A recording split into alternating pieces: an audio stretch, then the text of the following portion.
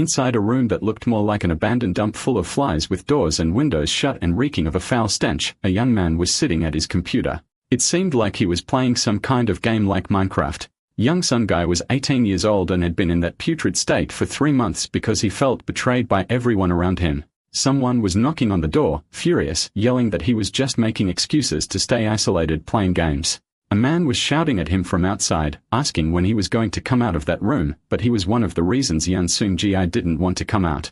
The man asked the woman to grab a hammer, but she asked Yan Seung-ji's father to be more patient with the boy. After all, she had moved into the house right after his mother had left. He comforts the woman who seemed more worried about her own future with the old man than with the boy in the room, pretending to be emotional as she hugs him. The old man suggests they go out for dinner to give his son a bit more time. He asks what she would like, and as opportunistic as she was, the woman makes her move. Meanwhile, Yan Seung-ji could hear the entire conversation between those two idiots from his room. His phone vibrates on the table, and a message pops up. Someone named Kim Seung-hwan writes saying that Yan Seung-ji's suspension had been lifted and that he could now return to school to get beaten up. Well, he was one of the reasons the kid ended up like that. 3 months earlier, in a Korean school, a guy raises his fist and lands a blow squarely on someone, sending him flying. The rest of the gang watches and mocks the boy who was getting beaten, but one of them seemed to feel guilty. The boy who had been hit was Yan Seung-ji, and the gang leader tells him to get up so he can hit him again. Hyun Sang-ki crawls closer and begs Sung Kwon, the very boy who looked uncomfortable, for mercy because they had been friends since elementary school. He looks at his old friend lying on the ground and remembers the past, but is quickly snapped back when the gang leader asks if he was really friends with a loser like that. So that's why he couldn't hit the kid and acted like a coward, they remark. To protect his reputation instead of saving a friend, Sung Hwan decides to kick him. He keeps up the act, saying they were never friends. Where had he gotten that stupid idea? Sung Hwan keeps hitting him non-stop. The other two keep fueling the humiliation. Even all bruised and swollen, young Sun Guy speaks again and tells him to never dare call him a friend again. He didn't want to be a loser like young Sun Guy. Back to the present moment, he was still immersed in his game. It really did make sense that he wanted to stay in that continuous isolation. On his screen, the game asks whether he wants to save the Hellcraft map. He clicks yes and decides to upload that new map to the game. While it was uploading, he took the chance to review some of the map's features. At least in that world reflected on his monitor, he wasn't betrayed. The young man posted the link to the new map on the game's blog, and soon after, several users sent messages thanking him for that new creation. Lying in bed, Yan Seung-ji tried to convince himself that that was all he needed. But even though he wanted to believe that staying in his room and creating maps was enough, it wasn't true. In truth, he felt lonely and afraid that if he went out, he'd be betrayed again. After some time asleep, he got up again. Most likely, his father and that woman were already asleep. He went back to the computer to check the reviews on the map he had created. There, more praise followed. Users loved how difficult and well-crafted his maps were. He was happy to know that people liked his work. Suddenly, a new message notification appeared in the corner of his computer screen. That message was a bit puzzling as it was written like this. Hello, human. I had fun with the game. It really goes toe-to-toe with real hell. Could I speak to you in person to discuss the creation of hell? Hyun Sang-ki felt like a child was inviting him to a job interview. Besides, how would they talk in person without arranging a location? A deep voice echoed from a shadowy place, saying that finding a human's location would be nothing to him. A snap of fingers followed those words. Suddenly, a fiery portal began to open inside the teenager's bedroom. He looked at that light in shock, thinking his room was on fire. But out of nowhere, a figure started to form amidst the flames, scaring young Sun Guy even more. The demon's deep voice reverberated through the room as he introduced himself. He said he was the master of the hell that was about to be created, and his name was Baphomet. The protagonist let out a sigh. Surely depression and months of isolation had finally driven him insane. He was hallucinating ghosts now. Footsteps were heard as Baphomet approached and lifted him by the arm, saying he was no mere ghost or hallucination. He had come for him to make use of the boy's talent. Young Sun-gae was in shock. It was actually real. He broke free from the demon's grip and tried to back away, but Baphomet told him to calm down. Because if he didn't, he'd rip out his brain and eat it to absorb his knowledge. Now sitting as if they were in a job interview, the two stared at each other while the boy opened a can of soda. So he was a real demon, the boy asked. And Baphomet said he wasn't just real. He was one of the upper demons, as if it were the most normal thing in the world. He drank from the soda can, and Yan Seung-gae asked if he had seen the Hellcraft map he had created. Baphomet said yes and added that he was impressed by his skills. That map wasn't particularly impressive, yet despite being inescapable, he had made it look like there was still light at the end of the tunnel, a false hope, cleverly designed as traps to torment players. Despite the cruelty, it maintained a certain dignity in its design. Yomsung-ji looked at him, thinking he had created the map inspired by his overwhelming resentment. The demon said that hell was starting to run out of space and needed to be expanded quickly, and Baphomet had been chosen to be the master of this new hell. Therefore, he wanted Yunsunge to be the creator. He wanted this new place to resemble Hellcraft or perhaps be even worse. The boy thought deeply about it, but he had no intention of getting involved with the demon. He just wanted to keep living the way he was now. Amid all that garbage, how could he be satisfied with such a miserable life? Baphomet questioned. He still had one more offer to make. With the projection of a new hell, they'd need to run some tests before the official opening. That bit of information made the boy a bit more interested. So the final proposal was that if he created that hell, he would have free will to imprison any sinner he wanted in it. Those who had betrayed him. Wouldn't he like to send them to a hell of his own creation? It seemed like Yunsunge had made his decision. Due to his weakness and hatred toward those who had wronged him, he decided he would be the new creator and took the key that was offered to him. If accepting to create a hell meant he could take revenge on those worms, he would do anything. Without a second's hesitation, he grabbed the key as if he had been waiting for that moment all along. Baphomet clasped his hands together, and from that moment on, their contract was sealed. Baphomet asked what kind of hell he would like to create. Because to create a hell, two essential elements were necessary. The boy asked what those things were. There was that hell needed to have a crime as its theme, such as the hell of greed, the hell of lies among others. So he'd have to think of another sin or crime to use. Since greed and lies already existed, he would have to come up with the main theme that involved the people he wanted to punish. And the rule was that hell had to have an architecture that was inescapable. The purpose of hell was to torture its sinners forever. So if souls managed to escape, that hell would disappear and its owner would face death. In other words, if there was any flaw in the hell created by Yunsunge, Baphomet would be held responsible. But he had nothing to worry about, the demon replied. If a flaw did appear and he ended up dying, he'd make sure to destroy the young man's soul. Yunsunge swallowed hard for a moment. While it was time to begin, Baphomet snapped his fingers and everything around them began to change. The clouds turned red, storm lightning filled the city sky. One of the bolts struck the young man's house and affected his computer. Gradually, the game on his screen began to change its design. As he used the game to program the new location, the demon's subordinates would be building it in real time. It seemed like everything in Yunsunge's computer was completely connected to hell. It was time for that human to show what he was capable of. A construction sign was placed and Baphomet calmly watched it all unfold. He seemed to have really liked that soda. He was drinking one after another. His subordinates looked ready to begin construction. They were just waiting for Yunsunge's command. An arrow appeared, and the foreman gave the signal to the small minions. They all moved to an area where they started building block by block. Meanwhile, Baphomet observed the human in his room. Since they had made the contract in the human world 7 days, 4 hours and 37 minutes have passed, that human without even sleeping properly was creating a magnificent castle at glance. Was that human special, or was it his hatred that made him special? The demon wondered. He had definitely made a good choice. From Baphomet's screen, he heard Yunsunge say the project was done. He clapped and congratulated him. The human had created the hell he wanted faster than expected.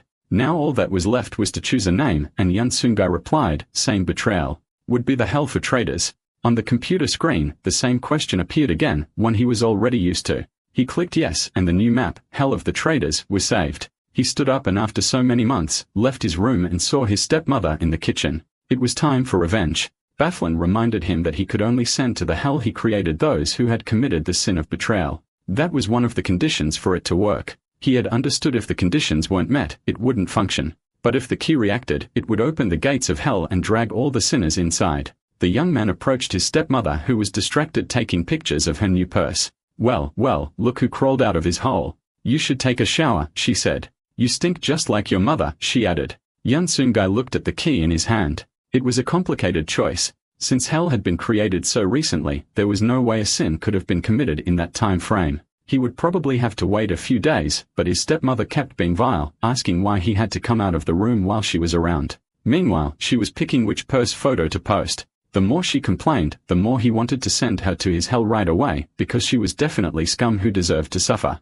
At 23, his mother had been sold into an arranged marriage between families. Because of that, the poor woman had suffered at the hands of her husband's relatives her entire life. Even so, she always smiled at Yunsunge whenever he was nearby. Everything had gone wrong. She was probably the one who should have cried the most, yet she kept that smile on her face. Yun Sung-ji couldn't stand hearing the fights and seeing his mother show up hurt afterward, acting like nothing had happened. But eventually, she lost her place at the table. If it had at least been for love, it would have been less infuriating. Being replaced by a younger woman clearly only interested in money. The worst part was that Yun Sung-ji would hear her bad-mouthing his father to her friends, and the Viper never bothered to hide it, even threatening him. If he didn't want to be kicked out like his mother, he'd better stay quiet. She was nothing but a parasite who wanted to spoil herself at others' expense, even if it meant destroying a family. Young Sung-gae remained there while she grew more and more irritated. So he built up the courage to ask how much she'd be willing to take to leave his father. The woman looked at him confused by the sudden question. He said she didn't have to pretend in front of him. It was obvious she was only with his dad for the money. The stepmother felt insulted by that. Who did that Brett think he was? But then he made an unexpected offer. The 100 million won his father had saved for college, and he knew exactly where his father kept the investment notebook. Altogether, it would amount to around 1 billion won. Her eyes lit up with greed as she heard that. If she didn't believe him, he could show her. Still doubtful, the stepmother stood up to follow him and watched as he opened the safe. Up until then, she had only thought about getting a few luxury items she wanted, maybe even a property in her name. But if what Yun Sung-gae was saying was true, she was set for life. He finished opening the safe, and there they were, gold bars, investment books, and a good amount of cash. To convince her, he took a portion and said that with that money, she could go live her life abroad if she wanted. But something didn't sit right with her. Why was he doing this out of nowhere? Baphomet appeared amused by the scene. It seemed even a woman like her still had some intuition left. What should they do now to make her accept? Well, it was showtime. Without much effort, young Sung-gae started crying, saying he just wanted his mother to come back. If that woman left, maybe his mother would return. Even the demon was stunned by the boy's performance. He had truly played a strong hand. He really acted like a child, and this was as easy as taking candy from one. She grabbed her purse and started stuffing it with the money. As expected, she fell for it like a clueless duck into a trap. With that, the sin of betrayal against his father was complete. She asked for the bank and card passwords, but he said that wouldn't be necessary, not in the hell she was about to go to. The woman turned to look at him, confused, and the key began to glow. Hyun Sung-gae inserted and turned it. Lightning spread across the room and a door appeared.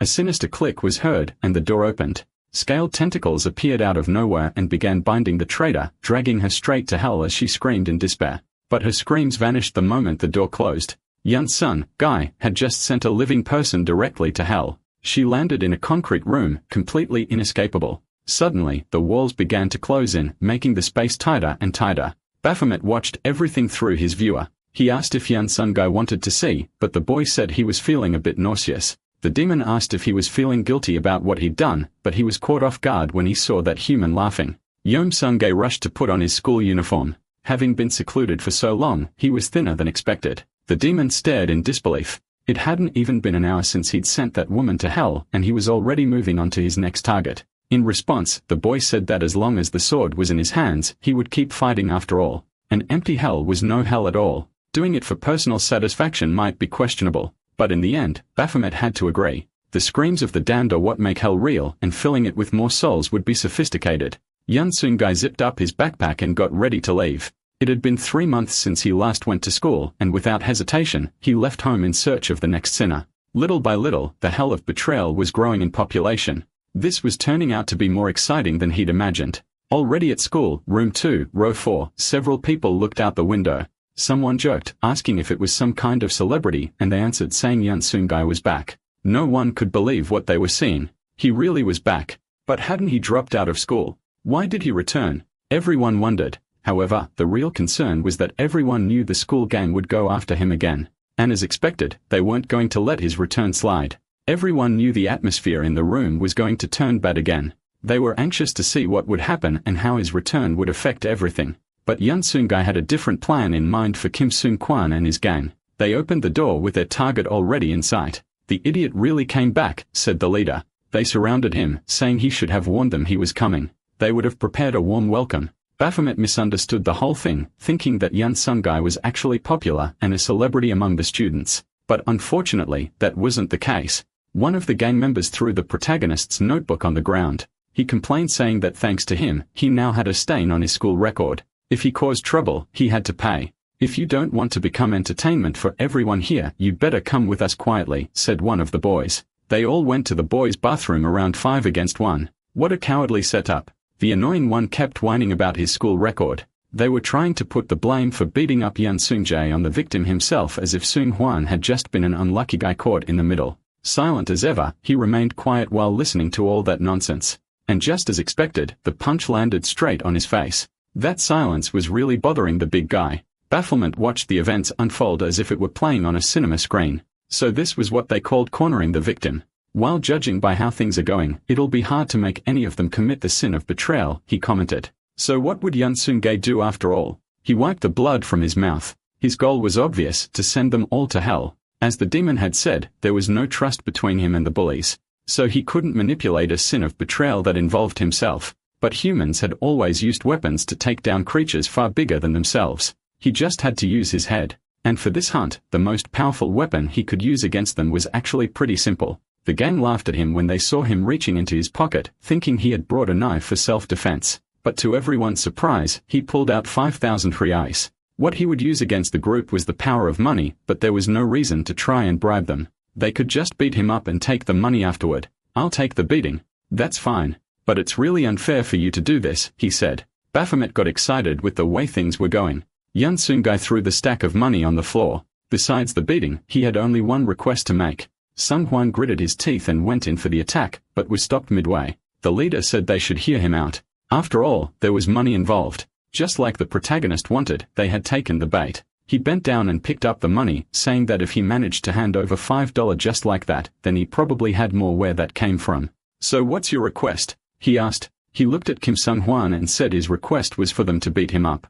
Everyone turned to look at the boy from before, who was now in shock. If that amount wasn't enough, he had more in his pocket. Let's destroy Kim Sung Hwan, who betrayed me when we were still friends, said Yan Sung-jae. His trap was set. It was time for the hunt. A laugh echoed. Maybe this idiot is actually interesting, said the leader. He stuffed the money into his pocket. He congratulated Kim Sung Hwan for his last performance of denial, but it seemed that in the end, the two really were friends. A little act of payback. Consider the next few minutes is just that, he added. The big guy tried to hold the boy, but he dodged his arm. What the hell are you talking about? He tried to defend himself. We were never friends. Why are you trusting scum like Yan Sung-jae? Scum? We are just taking a bit of money from a friend. What's so hard to understand? The leader answered shamelessly. Kim Sung Hwan couldn't believe what he was hearing. He looked furiously at the boy on the floor. He grabbed him by the collar, asking who he thought he was to drag him into that mess, and how he had the nerve to do that to a friend. What kind of friend was he even talking about anyway? But then Yan Sung-jae corrected himself. Since they were childhood friends, it was only fair to go through that horrible experience together. The brown-haired boy got pissed and went to hit the protagonist, but was stopped. Someone grabbed his collar and threw him aside with force. While they had been paid to do this, it was time to deliver. He tried to negotiate the price per punch to see how many it would take to add up to 5,000, and Yan Sung-jae agreed to the idea of 500 reais per punch, which would give around 10 hits. Without waiting even a second more, they started counting the hits while he watched. So this is how people felt watching others get physically humiliated. The sound was softer than what he remembered when he was the one getting beaten. How annoying, he commented. Why did those guys find this so fun? He reached into his pocket for the key, creating conflict within the gang and making them betray each other. It was a very different move from what he did with his stepmother, Baphomet noted. The human prepared to open the portal and called the gang's attention. It was like they'd been stung. They all turned to look at Yan Sung-jae at once. They asked what he was doing, and the protagonist simply replied that it was time to see how brave they really were. He inserted the key and the portal began to form. He turned around and the iron door opened. The tentacles appeared again, grabbing them one by one, and all were pulled inside, but one still tried to hold on. But Yan Sung-jae would show no mercy after all. The leader was known by the other students as a demon. Scenes of what they had done to him flashed through his mind. Every humiliation, every punch, every moment of psychological torment. Now that trash was surely going to feel right at home. He pried off the last finger of the leader holding onto the door, and he was completely devoured. The only one left was Kim Sung Hwan, who trembled like a chihuahua. Eom Sung-jae turned to face his former friend.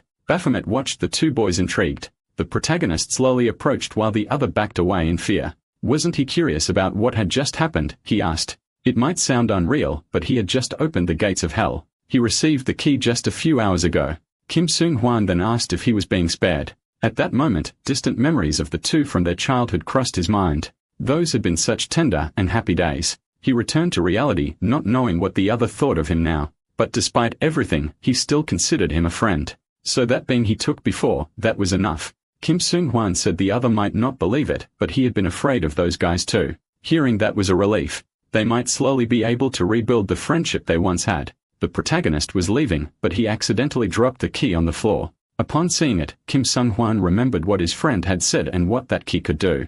Without thinking twice, he rushed to the key and picked it up. "You idiot. Don't start acting all high and mighty after sending them to beat me up," he said. But when he opened his hand to look at the key, he saw it was just a regular key. Yun Seung-gai had deliberately dropped his room key. The real one was still in his hand. He had truly lost his chance at redemption, and one more sinner was dragged into the hell of betrayal. Baphomet applauded. That had been quite the show, full of twists until the very end. But he said the last one wasn't meant to be a trap. It was a test. He truly wanted to give his old friend a chance. The one who had betrayed him was now rock bottom. Though in hell, there wasn't exactly a rock bottom, everyone suffered the same. But still, while things were about to get boring again, it was time to make hell a bit more chaotic once more.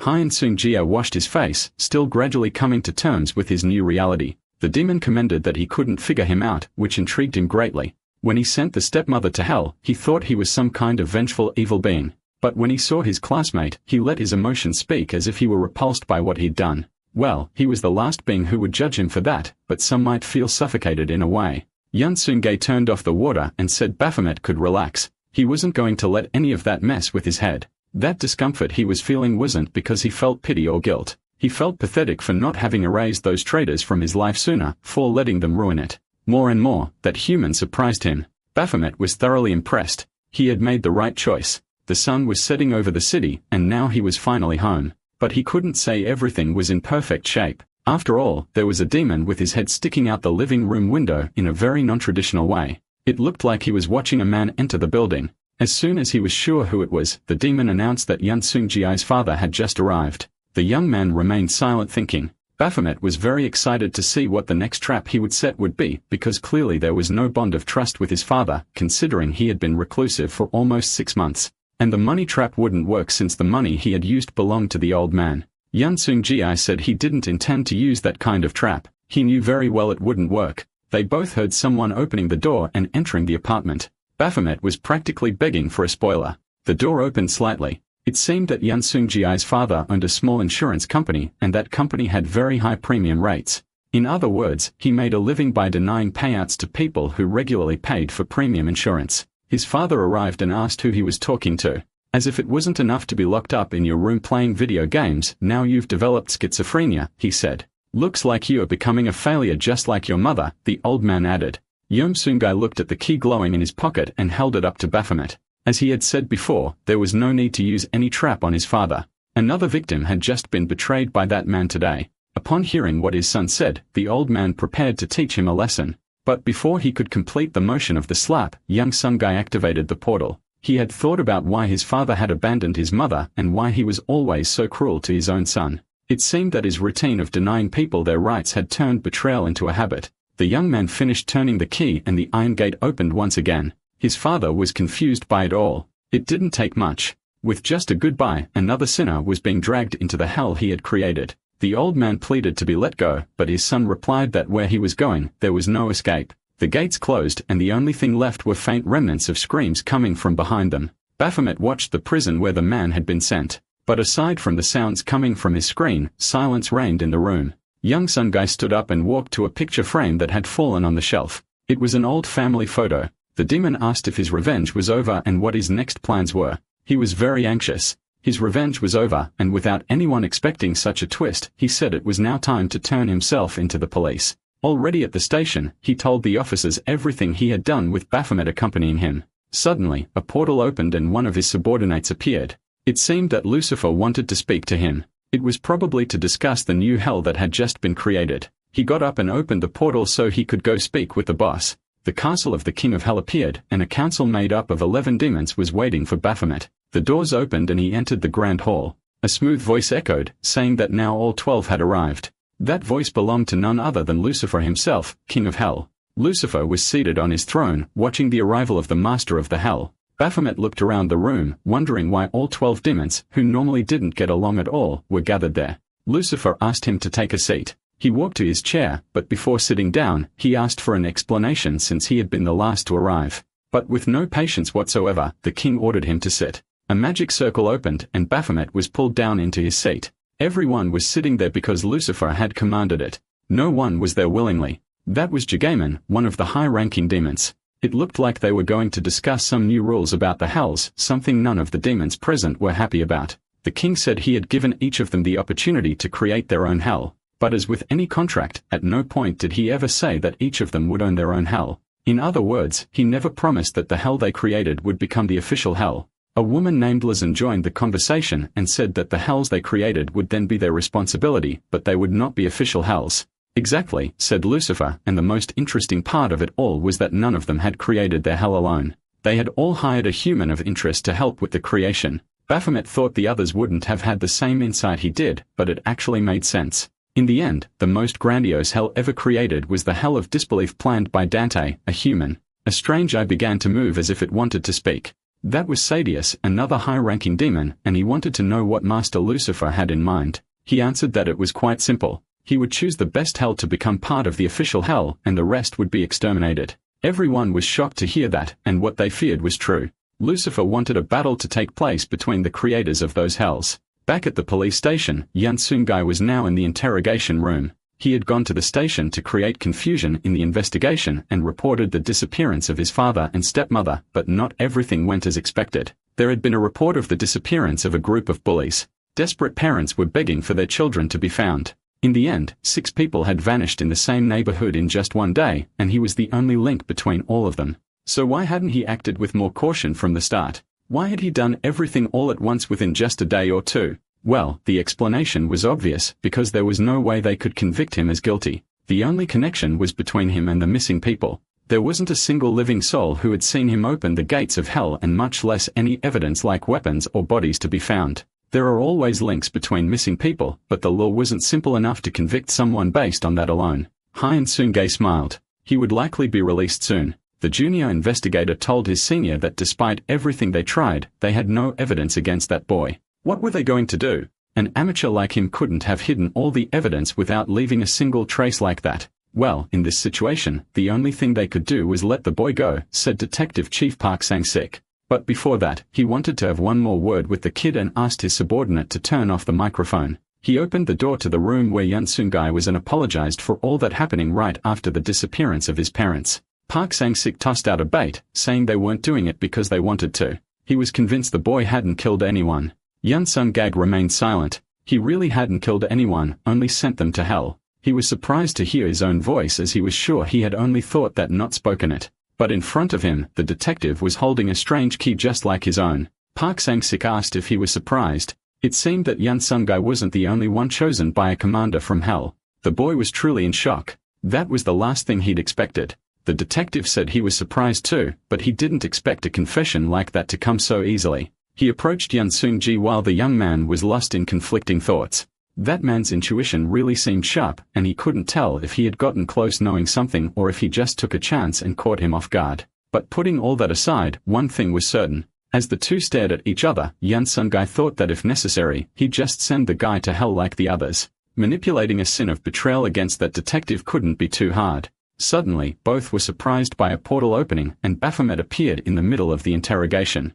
On the other side of the room, another portal opened and Gargamon made his entrance. Young Sung-ji was shocked to see another demon. "Looks like we've met again," said Gargamon. As they could see, the humans the two of them had chosen had ended up crossing paths. The masked demon said it was good they had met again, but that Baphomet should keep better control of his pet, because it seemed his little nerd was ready to open the gates of hell at any moment. The horned demon told his human to stay calm. The games hadn't even begun yet. Iam Sungay asked what was going on. He hadn't expected that there were other humans like him. Baphomet responded, saying he hadn't expected it either. But just like him, it seemed the other demons were also using humans to create their hells, and only one of the 12 created hells would be the winner. Therefore, the game of death would soon begin. Gargamon told the detective to let the boy go for now, because if he were released, he could potentially deal with other opponents, reducing the number of competitors. The detective said he had already been considering letting him go because legally, there was no way to prove the kid's crimes. Besides, he was also using powers from hell, which made him just as much a criminal as Yan Sunggai. Baphomet added that they were human after all and that made them useful. But Gargamel was right. If they started using their powers too early, it would be hard to survive until the end of the game. Well, if they allowed it, Baphomet still had a lot to explain to his human. The detective opened the door, and the two of them left together. Hyun Seung-gi seemed outraged to learn there were other humans like him. Still in the room, the man holding hands said Park Sang-sik didn't need to worry. His hell was much better than the other two. For now, they just use the others as scapegoats and defeat them when necessary. Park Sang-sik said he'd do whatever it took to survive until the end because only then would a just society be formed. It was already nighttime by the time Yoon Seung-gi got home. He collapsed on his bed, shaken by the fact that the guy had not only discovered his power but was also a creator of hell. The young man shouted that he could have been arrested or worse, sent to hell. Baphomet told him to cut the drama since it was the human himself who had chosen to turn himself into the police. Yoon Seung-gi tried to shift the blame, accusing Baphomet of not informing him about other humans like him. But before he could keep whining, the demon grabbed him by the face and slammed him against the wall. Hyun Seung-gi had better watch his mouth. He wasn't dealing with just anyone, but with a superior demon who could steal his soul in a blink. The boy swallowed hard, and Baphomet let go of him. The demon was just as angry because he hadn't known that Lucifer had ordered the other demons to create their own hells too, much less that he'd tell all 12 to fight one another to determine which one was the best. His rage at Lucifer's decision was more than obvious. Yoon Seung-gi asked about the game of death, trying to confirm if the goal was simply to survive until the end. And Baphomet asked if the human really thought he was capable of that. But the young man needed to learn the rules of the game and what had happened while he was being interrogated at the police station. The demon agreed with him and said he'd show him. He raised 2 fingers to Yoon Seung-gi's eyes, making him curse from the pain. Unfortunately, that method of showing was better than explaining. Everything went dark, and then a light appeared. An image of a man began to form his vision, and out of nowhere, Lucifer was in front of him. Yoon Seung-gi could see everything happening in full detail as if he were right there in that moment. Someone raised their hand and said that Lucifer's thirst for war was a great idea. That man was Lam, the flaming eagle. But in order to prepare, he continued, they needed to know the rules of the game. Lucifer seemed to think about it. What he actually wanted was for the chosen humans to fight and send each other to hell. You don't know the sin tied to each other's hell, just like your humans don't know either. Manipulate your chosen ones and make them set traps to send their opponents here. In other words, it would be a game of tag where you don't know who your enemies are and the last one standing is the winner, Lam explained. Lucifer agreed with what that demon had said. That way, they could see which of the hells was truly universal and how unique a hell created by a human could be. Lam raised his hand again and asked if there were any other rules besides that. And the king said they couldn't use their own demon powers to help the humans. Any other method was allowed as long as it was the humans who sent each other to hell. The vision dissolved and he returned to reality. Now he understood why the game was called the game of death, because there was no choice. Even if he wasn't the hunter, someone would come after him eventually. Baphomet agreed, saying that rule applied to him as well. After all, demons are connected to their own hells by contract. Meaning, along with the humans, all the demons would cease to exist except for one. It really was a lot of information to process. But in truth, Yoon Seung-gi couldn't care less about Baphomet's life. Even if he ended up in someone else's hell, he would take it as karma coming back to him. There was only one concern in his mind, and he decided to ask Baphomet. What would happen to the people trapped in his hell if he ended up imprisoned in one of his opponent's hells? Well, that answer was simple. They would disappear too. So there was no easy way out. Yoon Seung-gi had to get his best because he didn't want those bastards who were imprisoned to have a peaceful death. Baphomet shivered at those words. The young man he had chosen was insane. He didn't want to survive to save himself, but to ensure that his sinners kept suffering. Ensuring eternal suffering was the essence of hell. There was no way he could let what he had created fall apart like that. Right or wrong, Baphomet was glad to have a human like him by his side. Maybe becoming the master of a new hell wasn't such a distant dream after all. The demon reached out his hand and said he recognized him as his partner, and the two saluted each other. But from afar, it seemed someone was literally watching them. Sadius and his human, Minute Chai, were standing on top of a building, observing them from a distance. It seemed the games were really about to begin. Hyun Seung-gi wrote the rules on a sheet of paper. Summed up, there were 4 rules. Rule 1, victory is decided when one creator imprisons the other. Rule 2, demons can help, but without using their powers. Rule 3, any method can be used. And Rule 4, the process continues until there is one winner left. Unless Lucifer changed his mind and added more rules, those were the conditions. So here came the question. To what extent could the demons help? Aside from authoritarian power, what other abilities did they have? Asked Yoon Seung-gi. Well, the authoritarian power was the power Lucifer had given to each of them, such as the ability to move through portals, the hellfire they could emit from their bodies, and the power to command lower demons.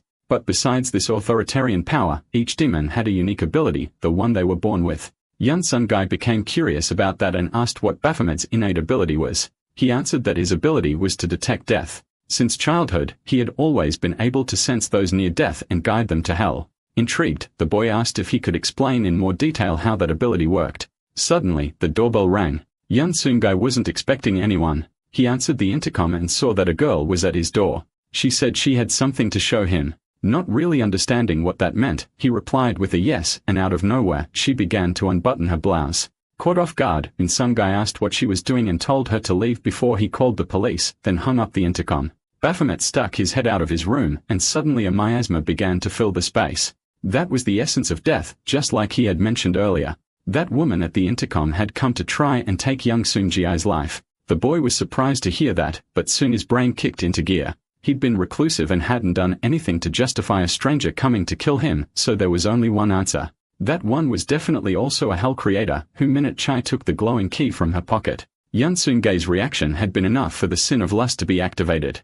She put the key back in her pocket, and now all she had to do was break the door down and invade the house to send her opponent to hell. As a precaution, the girl confirmed with her demon, and Sadius simply nodded yes. His observation skills really were amazing. He had found a creator faster than she expected. And since he hadn't come out, all she had to do was go in, and it would be over. Hein Minute Chai raised her hammer and began smashing it against the door. Yun Sun Ji was shocked by the audacity of that woman. She was literally hammering his door. He needed to think fast of a way to fight her, because her key had definitely been activated. It didn't take much thought for him to realize that the sin tied to her was lust. The knocking on his door continued relentlessly. He grabbed his key and started trying to think of a plan. When he answered the intercom, he didn't know she was also one of his opponents, so he couldn't prepare in advance. Could that act count as a sin of betrayal? Baphomet explained that what she did was still too shallow to be considered a sin. For the key to be activated, the opponent had to abandon their faith. Obviously, a casual action like that didn't equate to the sin of betrayal, even if it was intentional. The rules of hell weren't that lenient, but Yun Sun Gai seemed very calm. So Baphomet asked if he still had another card up his sleeve. Another hammer blow echoed against his door. The other party had already activated their key and intended to enter the house, said the protagonist as he approached the door until he stood in front of it. He had to make her believe he was capable of summoning his power the moment the door opened. The young man sat in front of the door and warned the woman outside that if she came in, she would go straight to hell. Though confused, for she concluded he was bluffing and continued hammering the door. The girl confirmed what he had already guessed. She was forcing her way in because she had already triggered the conditions to open her hell's door. She finally managed to break the doorknob. Yun Sun Ji gave her a warning, saying that if she stepped in, she'd fall directly into his hell. Minute J definitely wasn't expecting that. He wasn't begging for his life, nor was he hiding from her. So could what he was saying actually be true? She wondered. Just as expected, she fell for his bait like a duckling. He asked if she was curious to know why he wasn't running away and began explaining that the hell he was responsible for was the hell of invasion. She looked through the hole in the door, and the two stared at each other. It was in fact a half bluff, but he had to play with the cards he had. There was nothing in Lucifer's rules that said he couldn't lie about the theme of his own hell. Baphomet looked at him with admiration. Despite the short time, he had already managed to come up with a trap. But as a human with high intelligence, Hein Minute Chai also knew there was a high chance that it was a lie. The probability of it being a bluff was certainly over 90%. But what if in the end, it was real? What if she really opened the door and triggered the condition for Yun Sun Ji's hell? She imagined that scenario and convinced herself she didn't want the game to end there. A moment of silence followed as she considered all the possible outcomes. Possibility 1, insert her key into the lock and activate her hell. But in return, it might also activate her opponent's condition. Possibility 2, retreat. But if she did that, the other player wouldn't fall for it again. Hein Sun Ji would remember that attack and know the condition for activating Hein Minute Cha's hell. In other words, a potential checkmate. Each option carried a big risk. What should she do? It seemed like Yun Sun Gai was reading her mind as he commented on all the doubts and possibilities that had passed through her head. Then he offered her an option that would supposedly benefit both sides, which was the option of forming an alliance. She mocked that idea. After all, there would only be one winner at the end of that game. So if they formed an alliance, at some point, they have to betray each other. Yun Sun Ji kept trying to persuade her, asking if she really thought she could take on the other 10 participants by herself.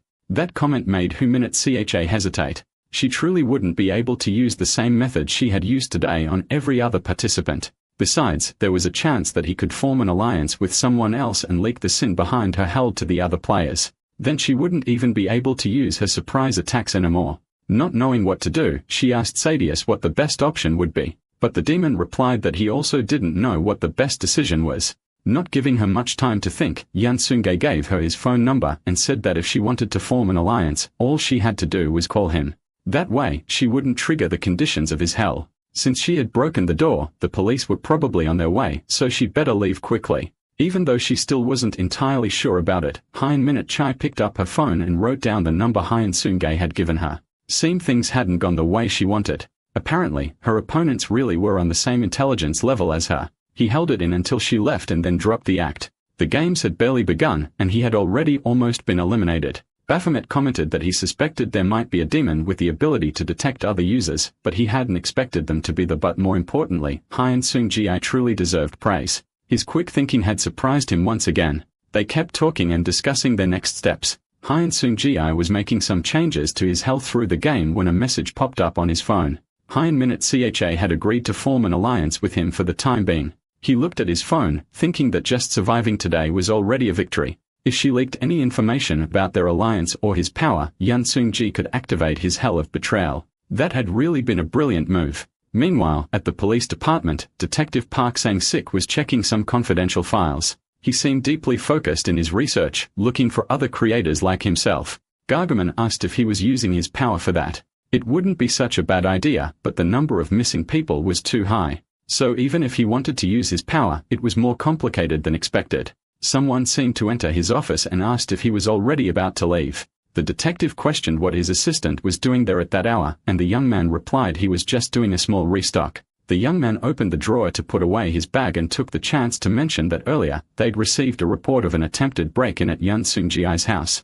It seems some crazy student had tried to invade his home. When the police arrived at the scene, the victim was fine and the girl had already left. Finally, he had a lead. He was sure the girl who went after Yun Sung-ji was also a hell creator. Who would have thought that nerd was doing so well? He asked them to pull up the camera footage to find out who the girl that attacked the property was. In addition to the footage, the detective had one more request. He wanted his subordinate to keep an eye on the boy's movements throughout the week. But while the players who already knew each other's identities were analyzing one another in another part of the city, the elimination occurred. An old man was kneeling while a well-dressed man stood in front of him. It seemed that the man standing was Jam's player. The old man begged the young man to save him and complained to his demon, saying he wasn't the kind to commit sins. But the well-dressed man approached the old man, saying that sometimes your very existence is a sin. The fact that the old man was using up oxygen with his useless life was something that man simply couldn't tolerate. Even as he pleaded for mercy, the gates of hell opened and his soul was sucked in. His demon began to disappear, saying that this time Jam had gotten lucky. But before he could say anything else, the human stepped on the pink demon and called him incompetent. Jam asked him to stop, like it or not. That demon under his foot was from the upper ranks of hell. But without any fear, the man turned to him and said that if he didn't want that to happen, he'd better do his job right. The half-eagle demon stared in disbelief, wondering if he had really heard that correctly. But the human retracted his words, saying he was just kidding. They were partners after all. Well, now there were only 10 participants left. If they could capture them all, the utopia would finally be created. 3 days had passed since the incident with Fabiana, and Yun Sungai had taken the time to rest as if he were on vacation from work. Baphomet stared at him, trying to understand what the human strategy was. 3 days ago, not only had they survived 2 competitors, but they had also formed an alliance, and yet surprisingly, nothing had been done since then. If they wanted to be the winners, shouldn't they be taking action? Young Sungai said he understood his frustration. He wasn't the type to just sit and wait either, so he was feeling restless too. The demon then asked why the human seemed so relaxed. Well, a game like this was progressive. Toward the end, there was usually no time to rest or even gather information. In other words, once the game truly began, the two of them definitely wouldn't be able to sleep, always either the hunted or the hunter. Secondly, if he was starting to lose patience, then someone was bound to make a mistake. After all, there were always idiots who preferred to win the battle rather than the war. So he wanted to begin the hunt only when an aggressive player was drawn into one of his traps. His phone started ringing. It looked like Hyun-Minute Cho was calling. Over the phone, she complained that it had been 3 days since they formed the alliance, and he hadn't contacted her once. He replied that he had been strategically doing nothing, waiting for someone to commit the sin invasion. She sighed in frustration and commented that while he was off the grid, an incident had already happened. Apparently, something interesting had been posted on Streamer, and he needed to see it. Chai sent the link so Gi could also watch the video. A streamer named Kagaka appeared on his screen, and during his live stream, he said he was participating in some kind of game. Not just any game, but one similar to the Hunger Games, when none of the participants knew each other's identities. And since everyone's strategy seemed to be the same, hiding until someone made the move, the game wasn't exciting at all. Being someone enthusiastic, he had expected this game of death to be filled with more screams and chases, so he decided to reveal his identity that way. The start would finally be triggered, and participants could choose between stealing his key or hunting down other players who targeted him. So he invited everyone to his house that very night at midnight, leaving the exact location in the comments. Baphomet and Yunsungai stared at the phone, not believing what they had just seen. Just like they'd been waiting, it was time to take the step. Of course, in an event like that, they could identify other players and it would be a great opportunity to reduce the numbers. It looked like the vacation was over. In a cafe in the middle of the city, Yunsungai was waiting for Minute Cha. She, of course, arrived complaining about his appearance and asked if he chose such a busy place just to keep her from attacking him. In return, he said he had left his own house to meet her, so he was the one at a disadvantage since he couldn't activate the Sin invasion. She sat down and got straight to the point, asking what they were going to do about that streamer's invitation. Besides regular people, other creators like them had probably also seen the video. Possibly 1 or 2 players were definitely going to show up. So what would be the best strategy? Yunsungai thought about what to do. He didn't want her to discover the true activation condition of his Sin. He decided to say he would go. Even though his Sin wasn't very effective, it would still be a good chance to discover other players' identities. That actually wasn't a bad idea. They just needed to check the location as soon as the address was posted in the comments. But before they could continue, something unexpected happened. Detective Park Sang-sik arrived at the cafe along with his demon, Gargamon. Yunsungai wondered why he had shown up there, and Minute Chai turned around, coming face to face with another player. The detective smiled at them both and said he found it cute that they were sitting in a public place discussing what to do. For both young players felt a wave of panic and exchanged glances, but it seemed the detective was being friendly. Even so, it was natural to wonder how long had he been watching them, and how did he have the guts to show up even without knowing their sins? Had they done something that might have triggered his key's condition to send them to hell? They both wondered. Park Sang-sik finished the drink that used to be Yunsungai's and told him to stop whatever it was they were thinking of doing. He warned them that if they continued, both of them would end up in hell right then and there. Meanwhile, at streamer Gagaka's house, he checked the reach of his video and whether he had written the address correctly. Now all he had to do was post it and wait. His demon, Jin Jong, asked if they were really going to go through with that plan. The boy smiled and very excited, confirmed that they were definitely going to follow through with it. After all, he had already placed the cameras in their proper positions. Besides, Jin Jiang's ability wasn't useful for much else. And so the major event in that game of death was set into motion, and Gagaka's strategy preparation was complete. At the cafe, the three remained seated, motionless. His key was glowing, which meant someone had committed the sin that activates his power. But when could that have happened? Since the announcement in that video about the games, he had tried not to commit a single sin. Yunsung-jia remembered a detail. At the police station, his key wasn't activated when he showed it. So could it have been reacting to Minute Cha and not him? He looked at the woman in front of him when suddenly a hypothesis formed in his mind. Yumsung-jia tried to get Minute Chai's attention, but he was interrupted by Park Sang-sik, who seemed to have something to say. Even so, he stood up. The detective gave the boy one last warning, but Yumsung-jia said he was bluffing. If his theory was correct, the detective had threatened someone to activate a sin and use that moment to approach them. Because if neither he nor Minute Cho had committed sins, the other could only be bluffing. And with a sinner in the cafe, all the pieces fit. That explained why his key was active in that place. Besides, Yunsungai hadn't seen him check his key at any point since entering the cafe. He noticed an obviously anxious man sitting nearby, and that bell on the table hadn't been there for long. Yunsungai walked over to the man and went straight to the point, asking if he had entered the cafe after being threatened by Park Sang-sik. Minute Chai stood up in outrage when she realized it had all been a setup, and our protagonist confirmed his hypothesis. "Will you think you would treat us like that?" the girl complained. The man who had been used took the opportunity to confirm with the detective and rushed out of the place. Park Sang-sik gave a faint smile, which startled Yunsungai. The detective said the boy had really grown, or maybe last time they'd met, he had been so overwhelmed that he let something slip. What could that guy be planning? But then he stood up and told them it had all been a test. After all, he didn't want to ally himself with two idiots. Even so, young Sun Guy didn't let it go and remained suspicious of him. But in a friendly tone, he asked the two young people to sit back down and hear his proposal. As if there were no tension at all between them, now the detective was drinking from Hyun-Minute Chai's coffee, making it all seem like the most normal thing in the world. She asked the nerd if they were really going to listen to what the detective had to say. After all, they didn't have much time. But the reason Yun Sun Guy hadn't stood up and left was precisely because that guy was a detective. Because of that, he had the ability to find hell creators like the two of them through police case records. Besides, there was still a possibility of him forcibly detaining or restricting someone using his public authority. In short, players like them who only had one card to play were at a disadvantage against the detective because he had two. So forming an alliance with him would be a good move, and considering the battle to come, having one more brain on the team would be an advantage. Hyun Sung Ji made his move and said he'd agree to an alliance if the detective revealed what his sin was.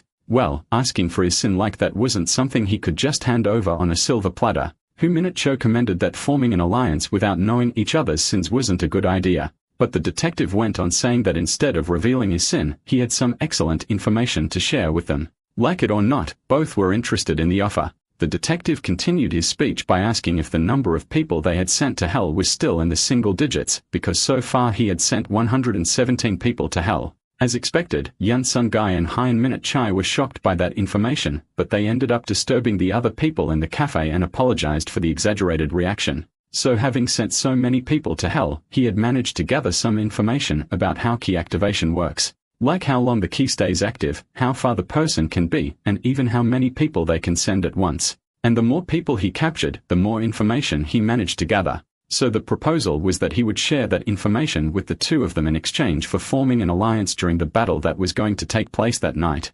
Obviously, the two end up accepting the proposal and make their exit. Gargamond reappears questioning whether Park Sang-sik hadn't given away too much information for an alliance, considering how hard he had worked to get it. But he says the demons shouldn't worry because the notebook he lent them had some important numbers switched. And if they ever betrayed him, Park Sang-sik would be able to devour both of them at once. At night, in a park in the middle of the city, Yun Sun Guy and Hyun-Minute Cho wait for the announcement of the Gaga's location, with 3 hours and 20 minutes remaining until the official release. But while they waited, it was a good time to start thinking about their teamwork. He calls Hyun-Minute Chai's attention and says he has a few questions to ask about her key's ability. Could she use it now? Because if they identified Gaga's location they might gain some advantage before the other participants arrived. In response, Hyun-Minute Chai picks up a stick and starts drawing on the ground. As she explains, her demon's ability is to locate the nearest demon to them. In other words, she could only track the demon of the closest player within a certain range. So that night, she had come to him because he was the nearest player within her ability's radius. He asks how often she can activate her power, and she says it's every 12 hours for 5 minutes. Since she knew he would be home the whole time, she likely used her ability every 12 hours while moving through the city. Most likely, since the day they met, she hadn't made contact with any other players out of caution due to the fight they had. So Yun Sun Gae concludes that there were more people she had tracked but hadn't told him about. She wanted to keep that information to herself, but during the cafe incident, he had saved her. Therefore, it was only fair to repay the favor. Hyun-Minute Cha takes a deep breath and then exhales. Her hunt had produced 2 results. One of them was at the immigration gate at the airport, and the other was inside the meeting room of TS Corporation. In other words, one of the players was probably a foreigner, and the other held a high-ranking position in the TS conglomerate. Unfortunately, neither of them looked into a mirror during the 5 minutes she had, so she didn't know what they looked like. Just to be clear, she said she hadn't mentioned it earlier not because she didn't trust him, but because she had genuinely forgotten. She definitely didn't want to break the alliance. He thanks her and says that to strengthen their trust, he would explain a bit more about his abilities. What Baphomet could do was track the essence of death. In his case, it alerted him when someone wanted to kill, so if used properly, it could predict the future. That wasn't a bad ability at all, especially combined with the sin of his Ki, Hyun-Minute Cha comments. Well, now that they knew each other a bit more and there were still 3 hours left until the official release, it was best to separate so they could rest before the battle. She agrees, and Yun Sun Gae says he'll send a photo of the detective's notebook so she can study it too. He raises his hand for a friendly high five and tells her to survive. After all, just like him, she wouldn't want her prisoners to have an easy death. That makes her remember why her sin's theme was lust. In a room, a cell phone is set up with the camera on resting on a desk. A young man appears on the screen, and Hyun-Minute Chai, in the background, asks why the camera is on. He says it would be fun because of the adrenaline and asks her to do it just this once for him. The next day, at her school, two guys suddenly start hunting her down. Inside her locker, several slurs had been written. It was easy to understand what had really happened from there. A man rubs his hands together. Standing before Hyun-Minute Chai is her ex, apologizing and begging for mercy, but she says it was far too late. The damage was done, and her family had been destroyed because of him. Hyun-Minute Chai returns to reality and agrees that Yeon Seung-gae was right. She couldn't let the people in her hell die so easily. The two give each other a friendly high five and say they will survive until the end. Yeon Seung-gae was analyzing the notebook the detective had given him and making some notes when suddenly Baphomet appeared in his room. He begged the human to stop making him walk so much because his feet were hurting. After all, he was only used to moving through portals. In response, Yeon Seung-gae told him to stop whining since other creators could also see demons. So Baphomet had to stay hidden to avoid being easily found. Considering how cautious he was being, the demon commented, wasn't he trusting Sadie's partner a bit too much? He said he didn't see a problem since he had lied about his real sin. Besides that, he needed her power for the battle. It was definitely going to be a numbers game, and other demons had probably formed alliances too. Somewhere in the city, Lam and two other demons were walking around, which proved Yeon Seung-gae's theory right. Those three were Lam, Bamfur, and Gordon Kilius. However, the alliance between them was different from the team of Yeon Seung-gae, Hyun-Minute Chai, and Park Sang-sik. Yoon Ning-han was clearly the leader of the three and treated the other two, and Yoon Hai and Jeon Jong-chul as his subordinates. He seemed to be constantly refreshing the Gargas video feed, and finally, the address was posted. Yoon Ning-han called out to Jeon Jong-chul, tossed a key into his hands, and ordered him to drive them to the location. He also told the girl who was kneeling that she would be the to enter the place Gagaka had sent them to. Yoon Hai asked why she had to go, but before she could keep talking, he showed her the glowing key and said it was because she was incompetent and her life belonged to him. She was clearly uncomfortable with that threat. It was awful to have to follow orders from a bastard like him. Jun Jong-cheol asked if they would be free after completing the task, and Yoon Ning-han replied that he'd release them anytime as long as they became useful people, so they didn't need to worry. That way, all the participants were now heading toward the place Gagaka had posted. Let the games begin. The city looked peaceful at night without the bustle of people passing through the streets like during the day. Yeon Seung-gae's group was now gathered near a parking lot. They were discussing the information written in the notebook the detective had given them. It seemed they could only drag up to 5 people at a time into hell. When the hell gate closes, it has a 1-minute cooldown before it can be opened again. The maximum distance between the gate and the sinner is 10 meters. Even if the target is visible, if it's not within range, they won't be dragged in. Hyun-Minute Chai commented that he had forgotten one detail. Even if the key recognizes someone as a sinner, if the creator doesn't acknowledge that person's sin, they won't be dragged in. In other words, there were 2 conditions for the gate to work. The target must sin, and the creator must recognize them as a sinner. It seemed they had studied thoroughly, so the team's goal was to spot and identify the other players, gather clues about the other sins, and all 3 had to survive. No matter the urge to reduce player numbers, they had to make it out alive. Hyun-Minute Chai asked about not taking risks to thin out the players, but Park Sang-sik replied that there was no reward for dragging other players into hell, so it wasn't worth the risk. However, if any opportunity allowed them to take someone out, they would do whatever was within their reach. He handed 2 walkie-talkies to the young pair. That way, they could communicate better and warn each other if they spotted another user. In front of a luxury hotel, a car pulled up. Young Ning-han was trying to observe the enemy's movements using binoculars. Did they really have to be the ones to enter? They didn't even know where the attack might come from. It was better to wait until other participants showed up and let them take the risks. The boss was already getting irritated with all that whining. They had come there to try to reduce the number of players as much as possible. And as the 2 already knew, Yoon Ning-han had already sent another player to hell. One thing he'd learned from that was that when you send a creator to hell, you gain an extra ability. The 2 looked at him in disbelief. If that were true, getting an extra ability right at the start would be a huge advantage. The more cards you gather, the better your chances in the game. Soon, those 2 subordinates came to the conclusion that if they managed to eliminate another player, they could then free themselves from Yoon Ning-han or at least rise to the same level as him. As expected, the 2 of them fell for his trap like clueless fools. If there really was such a reward, the game organizer himself would have announced it. He recalls the moment of his last battle. Right after the demon disappeared, he asked Lam if he had received any kind of bonus for that. Lam replied that he hadn't been informed of any new rules nor felt any changes. In that case, there was no need to kill other players with their own hands.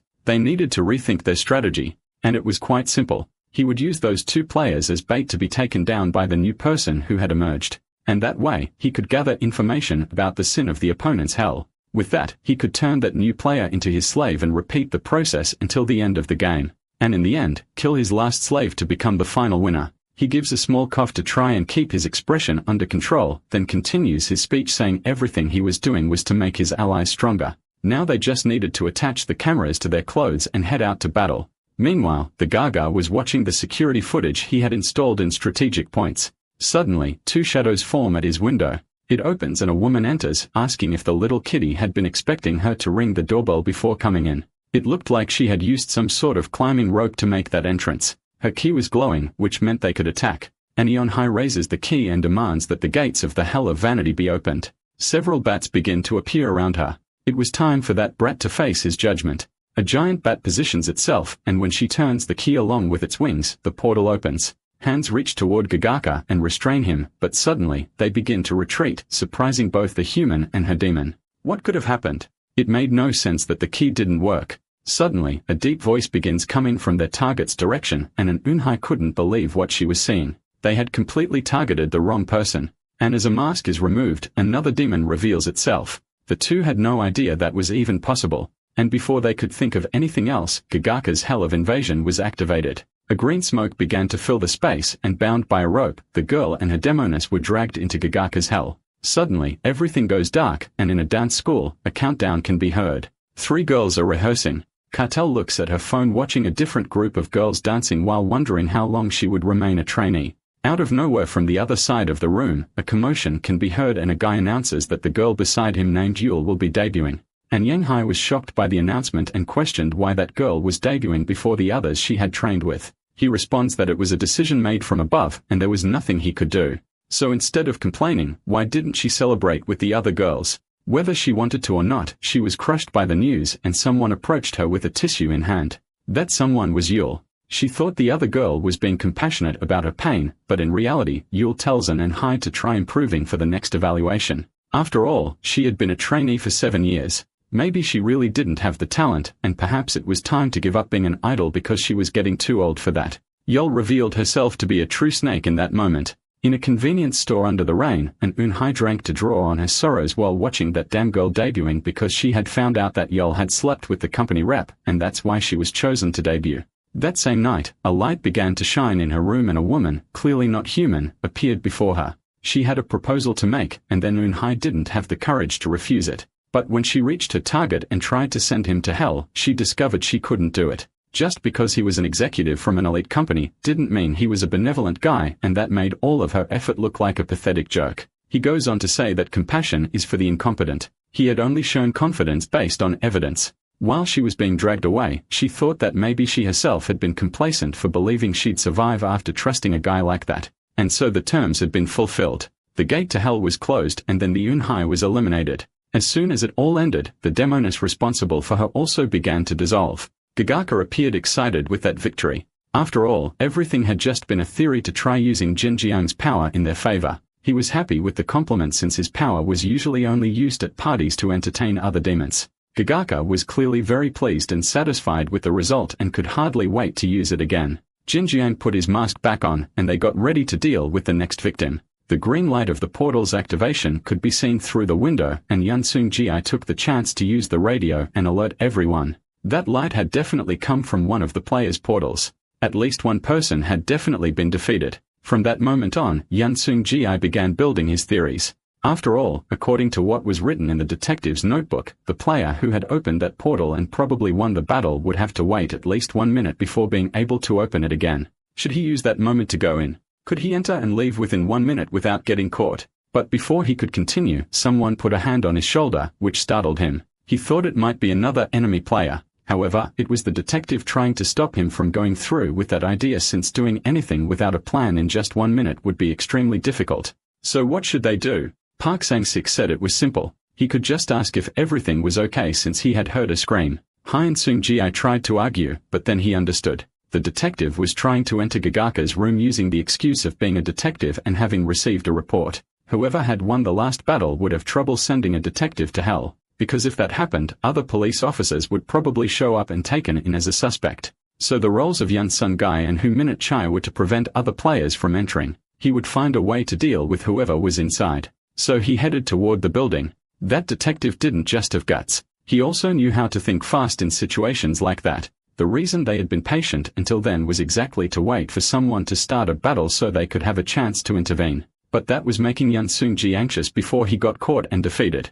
Will he be able to send that guy to hell? As expected, the camera had vanished. The girl was gone, but now he knew the theme of the opponent's hell. He threw the tablet aside and said it was time for them to make a move too. The elevator had arrived at the 7th floor, the Gakka's apartment floor. The detective stepped out and was immediately caught on the streamer's camera. He wondered if this was an easy target. It didn't seem like one of the residents. Park Sang-sik walked up to the door and rang the bell. The young man seemed excited by the idea. After all, the door was open, so the guy just had to come in. He went back to the closet and had his demon act properly. But Park Sang-sik kept knocking and said he was a detective and had come because of a report. It had definitely been because of the earlier noises and light, thought Gagaka. That was truly a serious problem. And just as the detective had planned, the young man had exactly the line of reasoning he expected. If I send him to hell, I'll probably be arrested. And if I open the door, it'll buy time for other players to show up. Well, the sooner he dealt with this, the better. So he went to the door and asked what report the detective had received.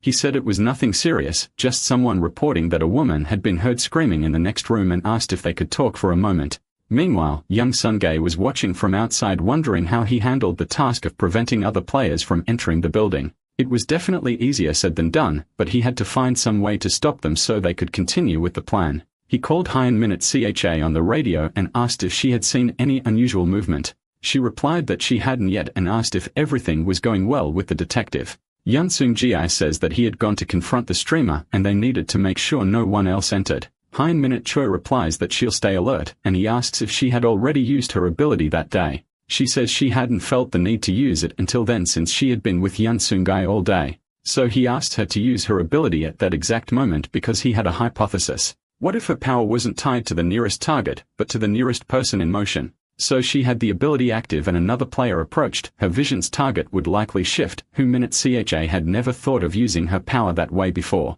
After all, in every moment she used it, there hadn't been more than one player in the area in a way that would allow the target to change within 5 minutes. His hypothesis was correct. They could distinguish players from ordinary people approaching the building. Because the streamer's building wasn't purely residential, someone could try to sneak in disguise as a delivery person or even a resident. And if it worked, they'd be able to identify the opponent before being identified themselves, creating an opening for a surprise attack. She grabs the walkie-talkie and climbs down from the ledge, calling out to Sadius right after. It was time for them to take action. As soon as the power was activated, she could see Yun Seung-ji's hand. But just as his hypothesis predicted, her vision quickly began to change. She alerted to Yun Seung-ji that the two people approaching the building at that moment were also players. He asks if both of them are or just one. But since her vision keeps shifting, then it's likely both are. Now Yun Seung-gi had a problem. If it were just one person, he could find a way to handle it. But two people made things complicated because there was no way to craft a strategy where both would commit the sin of betrayal. And even if he could handle one, there was always the possibility he couldn't handle that he needed to stay calm. They still didn't know he was a hell creator, so he still had the element of surprise up his sleeve. As soon as he appears, the two start debating whether or not he's a player, just as expected. They wanted to avoid involving ordinary people as much as possible. Meanwhile, young Sun-gi wonders whether he should keep pretending to be a resident, because even if everything went wrong for the detective, he still had Huminate CHA. He recalls all the decisive moments in his life, and escaping had always been an act of complacency, but he was tired of running from things. The young man clenches his fist, lost in thought. He had obtained the key to help precisely to punish people, and once again, he was thinking of fleeing. Yun Seung-gi remains still as the other two approach and ends up making a decision. He extends his hand and tells the two men that they shouldn't enter the building. Both look confused. While they had stopped, what should he do now? His strategy was to keep talking so the opponent wouldn't have time to think. It was like two strategists facing off. Young Ninghan wonders if he was some ally of Vigaka he hadn't noticed before, but Sin concludes that couldn't be the case since the streamer's hell was the hell of invasion. There was no reason for him to stop them there. So maybe he was from another group of opponents. However, that theory was also unclear. Assuming that guy was a player didn't quite match his actions. But if he wasn't a player, why was he stopping them from going in? Then he says they were conducting a building check due to a report they received about a woman screaming on the 7th floor. Young Ninghan is outraged. He hadn't considered the possibility of a neighbor's report. The circumstances fit. Someone had probably reported it after hearing an high scream before being sent to hell, so local detectives had to secure the area. But that theory, if true, opened two distinct possibilities. Yoon Ning-han stares at Yun Seung-gi suspiciously. After all, the young man didn't look anything like a detective, too skinny, and that sweat dripping down his face was way too suspicious. However, before suspicions could turn into conclusions, Yoon Seung-gi decides to take a bold step. After all, a liar has to believe in their own lie. The businessman tries to speak with the detective's supposed assistant, but before he can continue, Yoon Seung-gi grabs a radio and reports the situation from downstairs. While he was talking to Gagaka, Park Sang-sik suddenly heard Yoon Seung-gi's voice over the radio, warning him that two residents were trying to enter. If the kid had contacted him, it probably meant it was a risky situation. It was time for them to make their exit. He replied saying he was already heading down. It seemed the source of the report was actually just live streaming a horror game or something like that. The two were surprised to hear that what the kid had said was actually true. The protagonist really did know how to think quickly and strategically when needed. The checkmate had been delivered. If his opponent couldn't keep up with him, they wouldn't be able to follow. He informed them that the building would be cleared soon and asked the two to wait just a little longer. Park Sang-sik got out of the elevator, confirming that there had really been nothing wrong, and apologized for making the residents wait to enter. While putting away his police badge, he told them they could go in now. Yoon Ning-han thought that although he had been surprised, he still knew about Gagaka's hell, so he would move forward with his plan. He thanked the detective for his work and commented that the neighborhood really had been a bit noisy lately. The two went to the elevator and entered the building. As soon as he exited, Park Sang-sik asked if those two were also creators and how they had figured it out. Yoon Seung-gi said it had been thanks to Min Chai's ability and that those two were their enemies. He asked about the streamer, and the older man said that, unfortunately, he hadn't been able to send Gagaka to hell yet. However, thanks to the two young ones, they had managed to identify two more players. In total, 7 players had now been identified, one of them being the girl who had been absorbed by the YouTuber's hell. That had been a really good result for just one night of work. From now on, they could say the game had truly begun, and it was the time so many players had come face to face. As planned, their group had managed to gather the information they wanted. Meanwhile, someone rang a doorbell. It was Yoon Ning-han, and he had a proposal to make to the streamer. The businessman suggested that Gagaka become his dog, and in response, the boy asked if he was insane. From outside, he said the person the other had killed was one of his dogs, and that as long as he didn't enter, the invasion hell couldn't be activated. His victorious smile was clear, while the young man inside hadn't expected that comment. If what that man had said was true, then what would he do if the streamer never left his house? The businessman answered that it was simple. He'd post someone to watch day and night, and the moment he stepped outside, he would personally show up. And let's say he didn't leave his house, how long could he last with the supplies he had? Even if he managed without ordering delivery, he'd last maybe 2 months, 4 at most. That brat had just signed his own prison sentence. Unexpectedly, instead of submitting, the gacha rebelled and decided not to leave. The lunatic shivered with excitement. It would be a pleasure to torture him until he came out, and then he decided to leave. Gagaka discussed his new strategy with his demon. But unlike the boy, the demon was a little more pessimistic and asked if it was really worth buying time like that without solving this situation. But Gagaka answered saying that while time passed, someone else might end up sending that guy to hell. It just had to hold on a bit longer, but that method didn't last even a week. Every food delivery he ordered came with trash instead. And after reporting it to the police more than 3 times, they started thinking it was a prank. Soon after, someone cut the power and the water in the apartments became contaminated. The anxiety of the enemy suddenly breaking in at any moment turned into insomnia. And when the freedom outside his apartment became more tempting than ever, a business card appeared under his door. "Get in touch if you've given up," it read. And with that, the streamer accepted his defeat. The day was sunny, and inside the office of the CEO of Kia's corporation, Yoon Ning-han was waiting for Gagaka. He had lasted longer than expected, but now he would be his little dog. Inside a factory in Korea, a man screamed for help as he ran desperately. A demon and his player were chasing him. The guy wearing a Friday the 13th Jason mask attacked, saying he had already given the man on the ground 2 choices. It was either go straight to hell or die by his hands. From inside his pocket, he pulls out his key. The man in white panics. Either way, he loses. The key begins to glow, meaning the condition had been fulfilled. Well, since he didn't want to choose, the hell creator would choose for him. "It's time to go to hell," he says while winking in a cute way. Slowly, the portal begins to form grotesquely, and viscera wrap around the man and devour him all at once. He watches his demon approach and snuggles against him.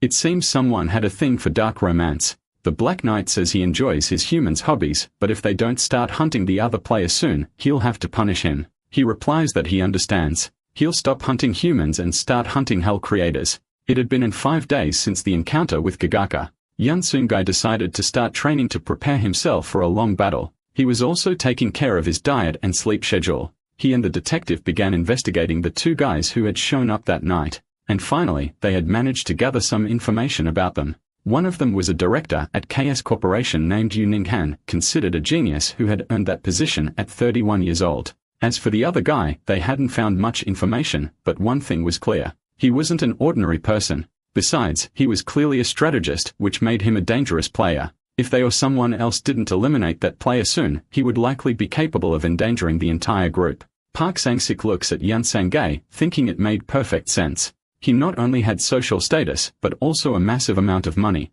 If someone like that also had above-average intelligence, they were in serious trouble. The other player was named John Chul, and he was an architect, but nothing too unusual about him. He was probably being threatened by Yu Ninghan, and maybe that was his way of forming alliances. Because the last time the Blessing encountered that architect, he didn't say a single word voluntarily. He hesitated to say anything unless Yu Ninghan gave permission. Well, maybe that piece of information could be useful. Perhaps they could find a way to break the alliance between the two.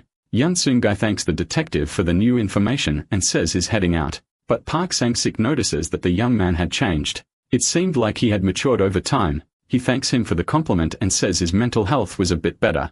He was still unsure how to live after completing his revenge, but now he didn't have to worry about that anymore. Back at his house, young Sungai says he feels relieved, but Baphomet questions that after all, shouldn't he be reducing the number of opponents? In response, the young man says there's a human saying that victory or defeat is decided before the battle even begins. And in this case, the battle revolved around how much information you had about your opponent and how much your opponent had about you. You couldn't move blindly, especially in a fight where the loser would go to hell for eternity. So it was better to prepare calmly and be ready for when the storm began. Baphomet asks about Hu Minute Choi, and Yun Sungai replies that she's trying to track the opponents at least twice a day. Suddenly, his phone starts vibrating. He answers, and before he can say anything, she informs him that she's found a player. Yom Sungai asks where she saw him, and she says it was near Myeongdong Street. She was going to alert the detective, and maybe this would be a good opportunity to hunt them down. But Yun Sungai responds that the risk was too high. They should just gather physical details for now.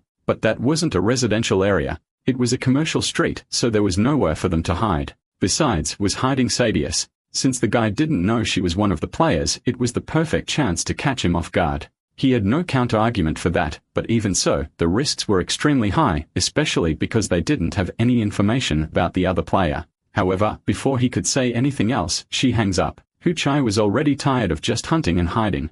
It would be easier to eliminate the other players right from the start. Suddenly, her target started moving into an alley on that street. It was a perfect moment. He was definitely about to commit the sin of lust, thought Hu Minute Cha. She hid the key in her bag just in case. And as soon as she turned the corner, she was startled. Her prey was standing still, and when he turned around, his face was marked with several scars. His name was John Han. He clearly knew she had been following him, and even after seeing her, the key of lust had not activated. He lunged at her like a wild animal, and Hu Minute Chow was caught off guard. Back in an abandoned factory, Hu Minute Chow started to wake up wondering where she was. A terrible headache began to throb. She remembered being caught by surprise by that man. He had probably used some kind of drug to knock her out and bring her there. She sighed. There was no one to blame but herself. Yun Sungai had been right, and surely he and the detective were looking for her now. She tried to calm down and think about what she could do next. Her key, phone, and wallet, everything had been stolen. Even if she couldn't contact the other two, getting the key back would be complicated. The wall where she was being held was made of concrete, and the door was iron. Escaping would be hard. At least she still had Sadius to help her. She admitted they were in danger because of her, but they couldn't give in. They find a way to escape. Sadius started to cry, but she tried to stay positive. Even if she couldn't trust them 100%, she was sure the other two would find a way to save them. They'd worked together before, and her tracking ability was very important for building their game strategies. Sadius gradually started to believe what she was saying. It felt a little better. She picked up a block of concrete. Someone would show up for sure. She just had to stay alive until then, and Park Sang-sik had been right. As soon as Yun Sung-ji could no longer contact her, he called the detective. He warned him about the girl's disappearance. There was a possibility she had already been sent to another player's hell, but also a chance she had been kidnapped. Park Sang-sik sighed. Teenagers really were a handful, and it would be dangerous if his identity was exposed because of her disappearance. But her ability was indispensable to them, so the two of them got ready to start searching for her. Baphomet was thrilled. They were finally taking action, and it seemed that this time, they were sure they were going to win. The key issue now was whether Hu-Minute Cho would be able to hold on until they found her. With her neck in his hands, John In-han said that for a girl, she had held out pretty well. It would have been easier if she'd just given up from the start. Apparently, the drug he used wasn't that effective on her. She called him a psychopath, a lunatic, and more. But those insults were, to him, the highest compliments. Meanwhile, Sadius and Black Knight were fighting too, but the fight for life was meant to be only between humans, and Black Knight's player had won. With that said, he threw Sadius far away. According to Lucifer's rules, demons weren't allowed to use powers beyond their own innate gift. The girl's demon tried to argue to buy time, but it was useless. John In-han was already making his next move. He hung her by her shirt on a hook and tied her hands and feet. Even then, Hu-Minute Chai didn't lose hope. The man tried to understand what she was murmuring. She took advantage of his proximity, screamed in his ear, and then bit it just to try and stun him. John In-han flinched in pain, and she bit down even harder. But then something unexpected happened. He grabbed a sharp object and cut off his own ear. If Hu-Minute Chai wanted it so badly, she could have it.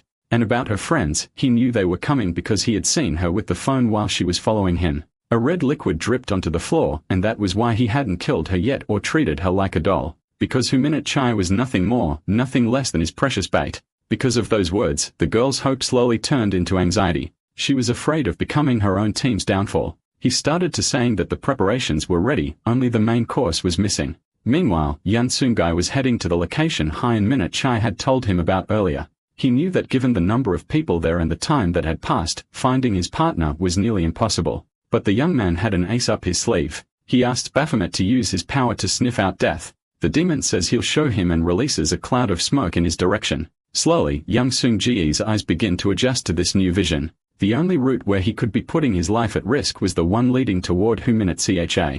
If his theory was correct, the denser the smoke became, the closer he was to the location. This time, he could actually use that power to track them down. Baphomet observes him with a certain respect. Humans always managed to surprise demons. And in just a few minutes, he had managed to turn the power he was born with into something completely different, like tracking someone that was incredible. Yan Seung-ji continued on his path, and as the sun began to set, he found the place where she was being held hostage. The thing he does is grab his phone to send the location to the detective. Now the problem was figuring out how to get in. Someone pushes a cart toward Hu-Minute Cha. She opens her eyes and sees various construction tools, like hammers and saws. If that lunatic was really inspired by movie serial killers, there was only one way to survive. She shouldn't let him take any pleasure torturing her. For now, she would keep pretending to be unconscious. Just as expected, he tries to wake her, but she stays limp. John In-han really didn't want to touch her unless she was awake, but he was getting so bored. Her partners were taking too long to arrive, so he wanted to have a little fun in the meantime. He grabs her by the hair and says he knew she wasn't asleep. He didn't want to end her life, just torture her a bit. She closes her eyes, bracing for the worst, but then a noise is heard outside. Siren sounds were getting closer to the location. Black Knight asks if he had left any clues behind, but the human responds that there was nothing to worry about. He had chosen him exactly because he did his job right, so there was no need for doubt.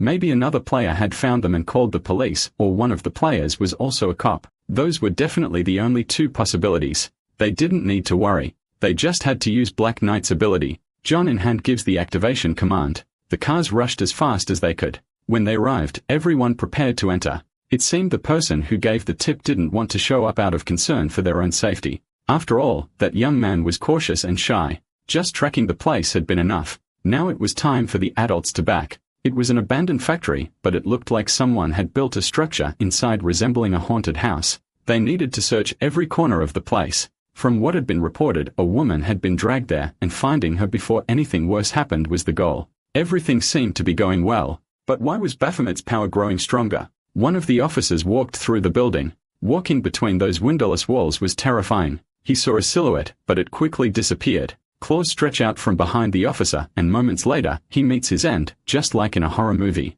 Black Knight had made his move, and now inside the armor was John In-han, thrilled to have pulled it off with his own hands. The demon tells him to focus. His ability consumed his life. If he stayed in the armor too long, they wouldn't be able to keep playing. The human gets even more excited. He wanted to go after the others right away. The detective was also walking through the place. Something definitely felt off about that structure, which resembled the labyrinth. No matter how badly he wanted to find the girl, this was clearly a trap. He alerts the others over the radio, telling them to fall back. The structure was more complex than he had thought. They were going to need reinforcements, but no one responded to his message. Park Sang-sik begins to panic at the radio's silence. Something was coming toward him. He could feel the presence of death approaching more and more. As a good officer, he prepared himself for what was about to come. Suddenly, from his side, the armor appears. He notices it and manages to dodge the attack. The opponent gets excited by that. He shoots, but the armor doesn't even get scratched. What the hell was that?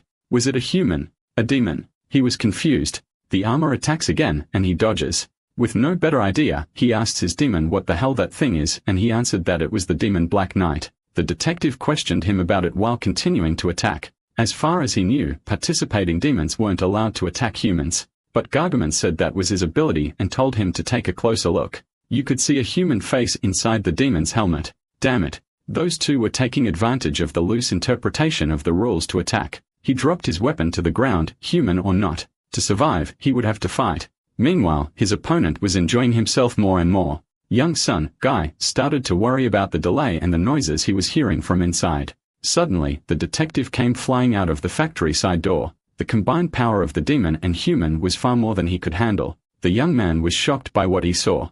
Both the human and his armor approached the detective. His intuition was sharp, and he asked if someone else was lurking around. If they didn't show themselves soon, he would open the portals and swallow the detective. Hearing that, Yan Seung-gae felt there might still be a chance. Park Sang-sik smiled faintly as he remembered his father wearing the Korean police uniform. His family lived together in a humble but well-kept house. A news report about a criminal's arrest was playing on TV, and Park Sang-sik watched it as if hypnotized.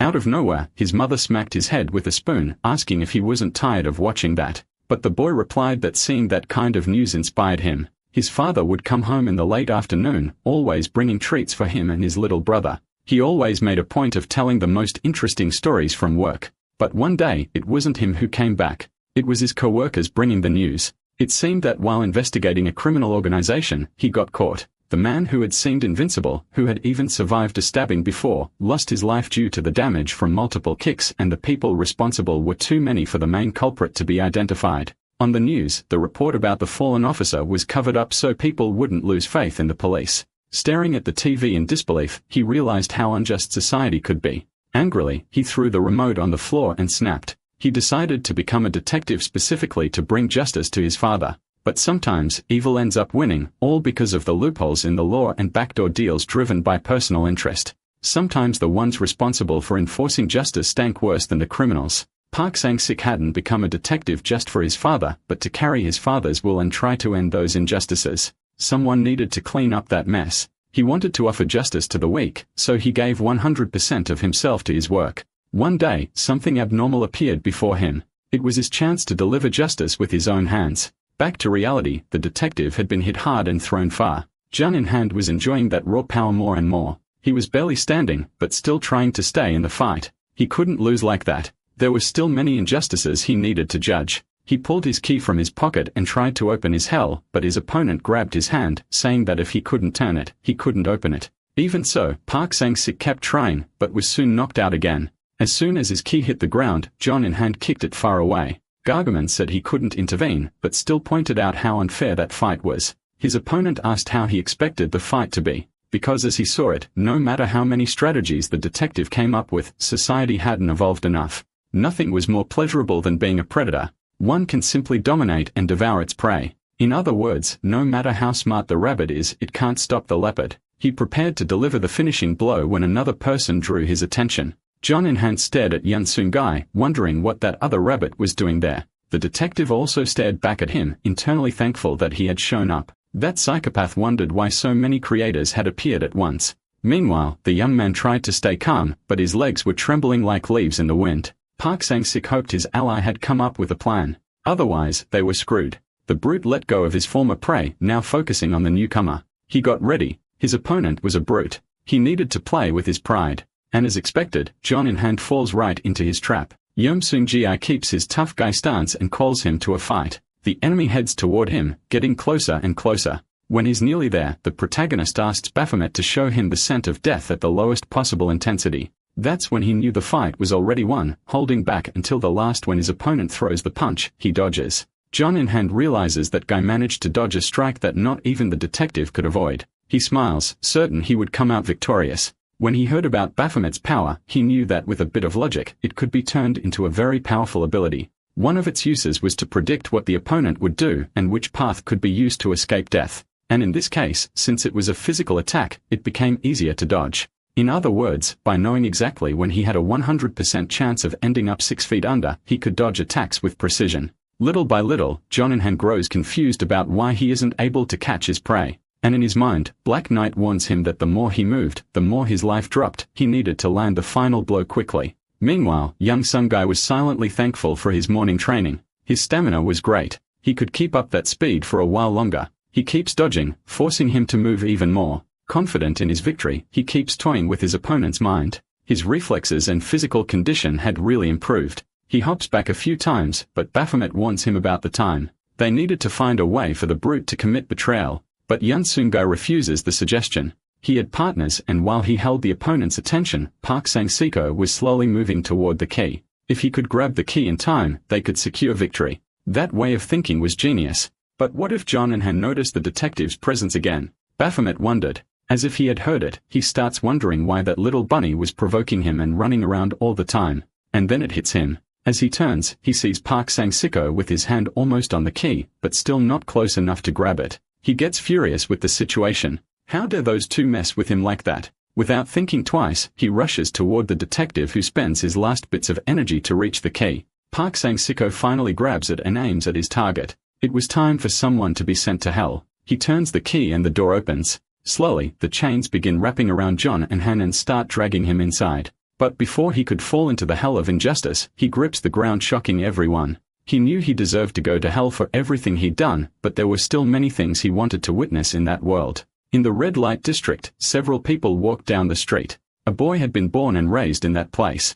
It definitely wasn't an easy life, especially for a child. He spots a beautiful woman smoking. A man seemed to be approaching her. His name was Injuk. With no warning, he slaps the girl and tells her not to call him by his name like that. Because of his twisted and violent childhood, he took pleasure in reenacting the pain he endured, starting with street rats and gradually moving on to people. From behind, Yun Sung Ji comes in with a flying kick. He said he didn't care about the guy's serial killer past. Upon landing the kick, Jonathan breaks free from the ground and is properly swallowed by the hell of injustice. Somehow, the fight was over and they had come out as the winners. The detective was beginning to feel the pain more now that the adrenaline was wearing off. Yun Sung-dai approaches and extends a hand to him, saying they needed to free Huminat Cha. He jokes a bit with Yom Sung-jae. It wasn't like him to act all friendly like that. The old man was tired. He joked that his nephew needed to carry him now. The winners of that round were Yom Sung-gai and Park Sang-siko, strengthening their alliance. Still tied up inside the factory, the doors finally open and light pours in.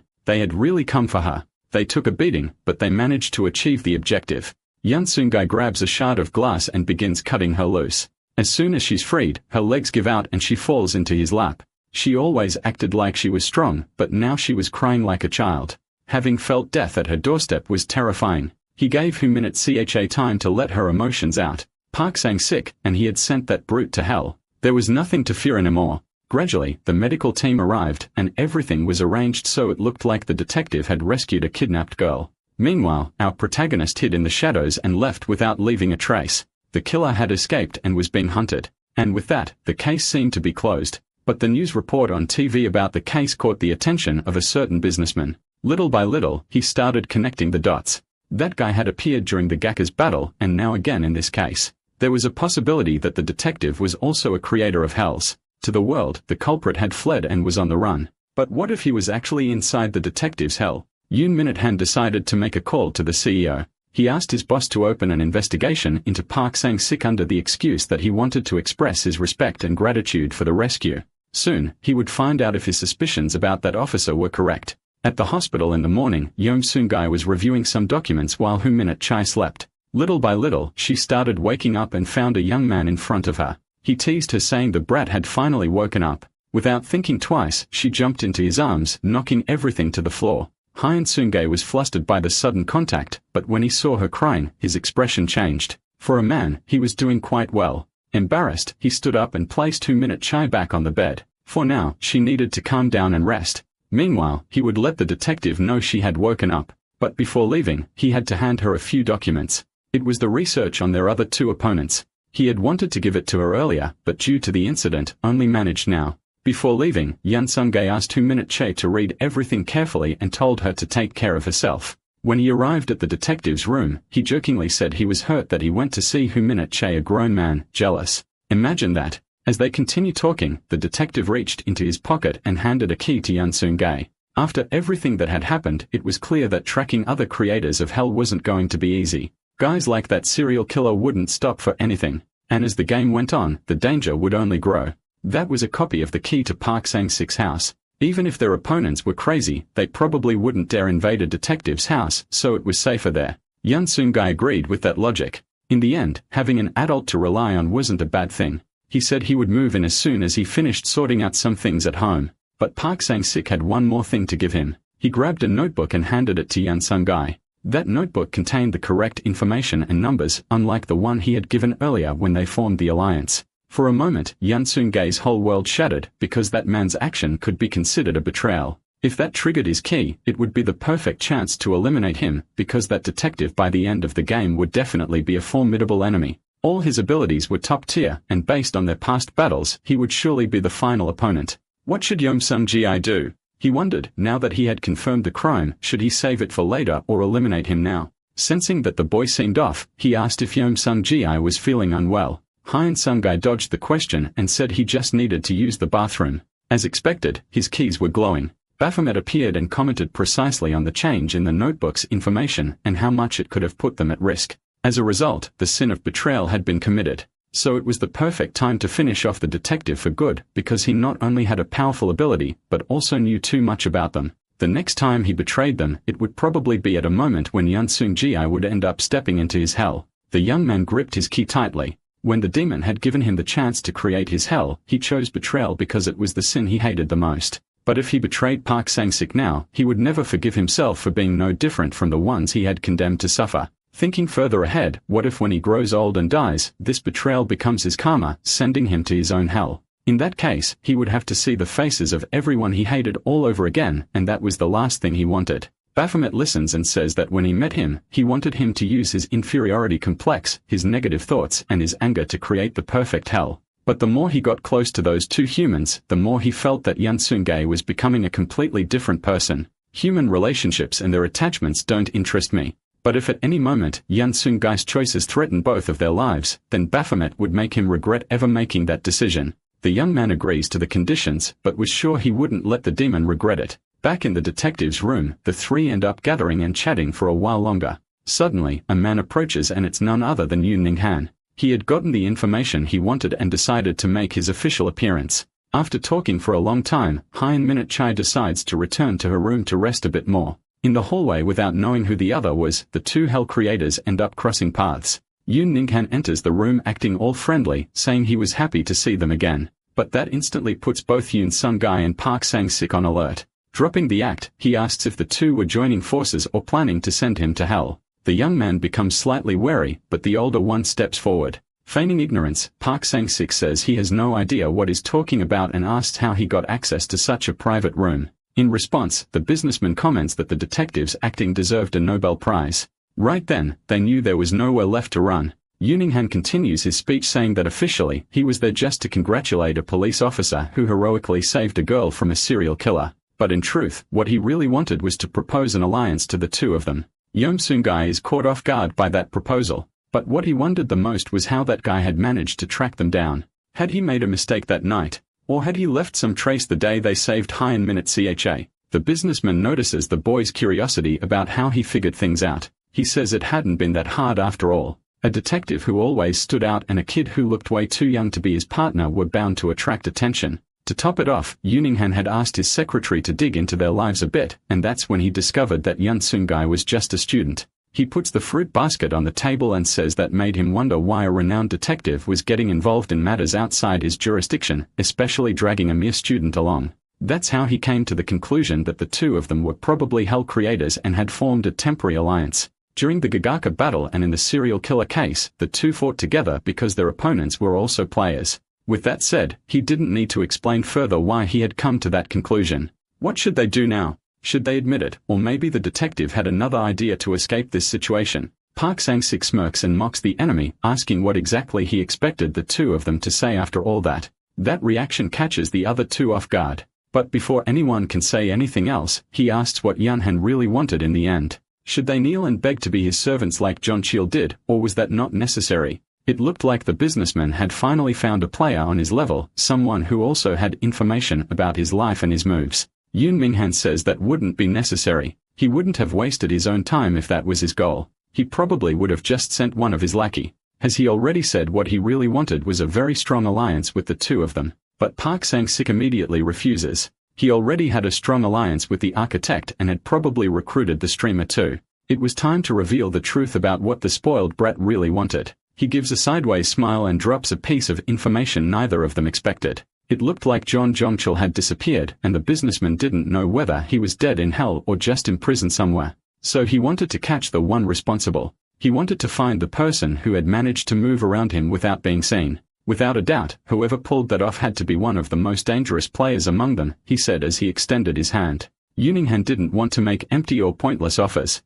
He just wanted them to work together until they found the one responsible for the architect's disappearance. And in that moment, Yun Seung-ji made his decision. That businessman was a dangerous player. Sending him to the hell of betrayal wouldn't be easy after all. His hell had a limit, but there was a way to handle it. He extended his hand and the two shook hands. Yun Seung-ji would accept the alliance and eventually make that guy betray him. In an abandoned building, the architect was tied to a chair. Someone approached him. It was a girl who until then seemed harmless. Her name was Cha Mujin. As soon as she arrived, the two brutes beside him bowed in respect. The girl ordered them to remove the tape from the man's mouth and make him talk. John Jeonchil started cursing and asking who they were and why they were doing that. Ignoring him, Cha Mujin asked what his crime was and started a countdown. Because he said nothing by the end of it, she ordered her demon to deal with him. The architect asked if they could just talk, but things weren't that simple. His finger was bent backward, and the man screamed in pain. Meanwhile, she asked again what his crime was. In desperation, Jong Jeonchil said he would tell her everything. Whatever she wanted to ask, he would answer. In response, she ordered them to break another one. As the architect arrived in agony, she calmly said she wanted a concise and clear answer. Then asked again what his crime was and the man replied that it was the crime of negligence. Cha Mujin asked if he knew the hell of any other player trying to bear the pain he said capable. But since it wasn't a clear answer, she ordered them to break another one. To stop them, he started shouting that that was the name of one of the players, but even so, he was punished. The sound of a printer could be heard in the silence that now filled the room. If he meant to say it was a person, he should have clearly said the name from the start. The man kept complaining that he had already said he would cooperate.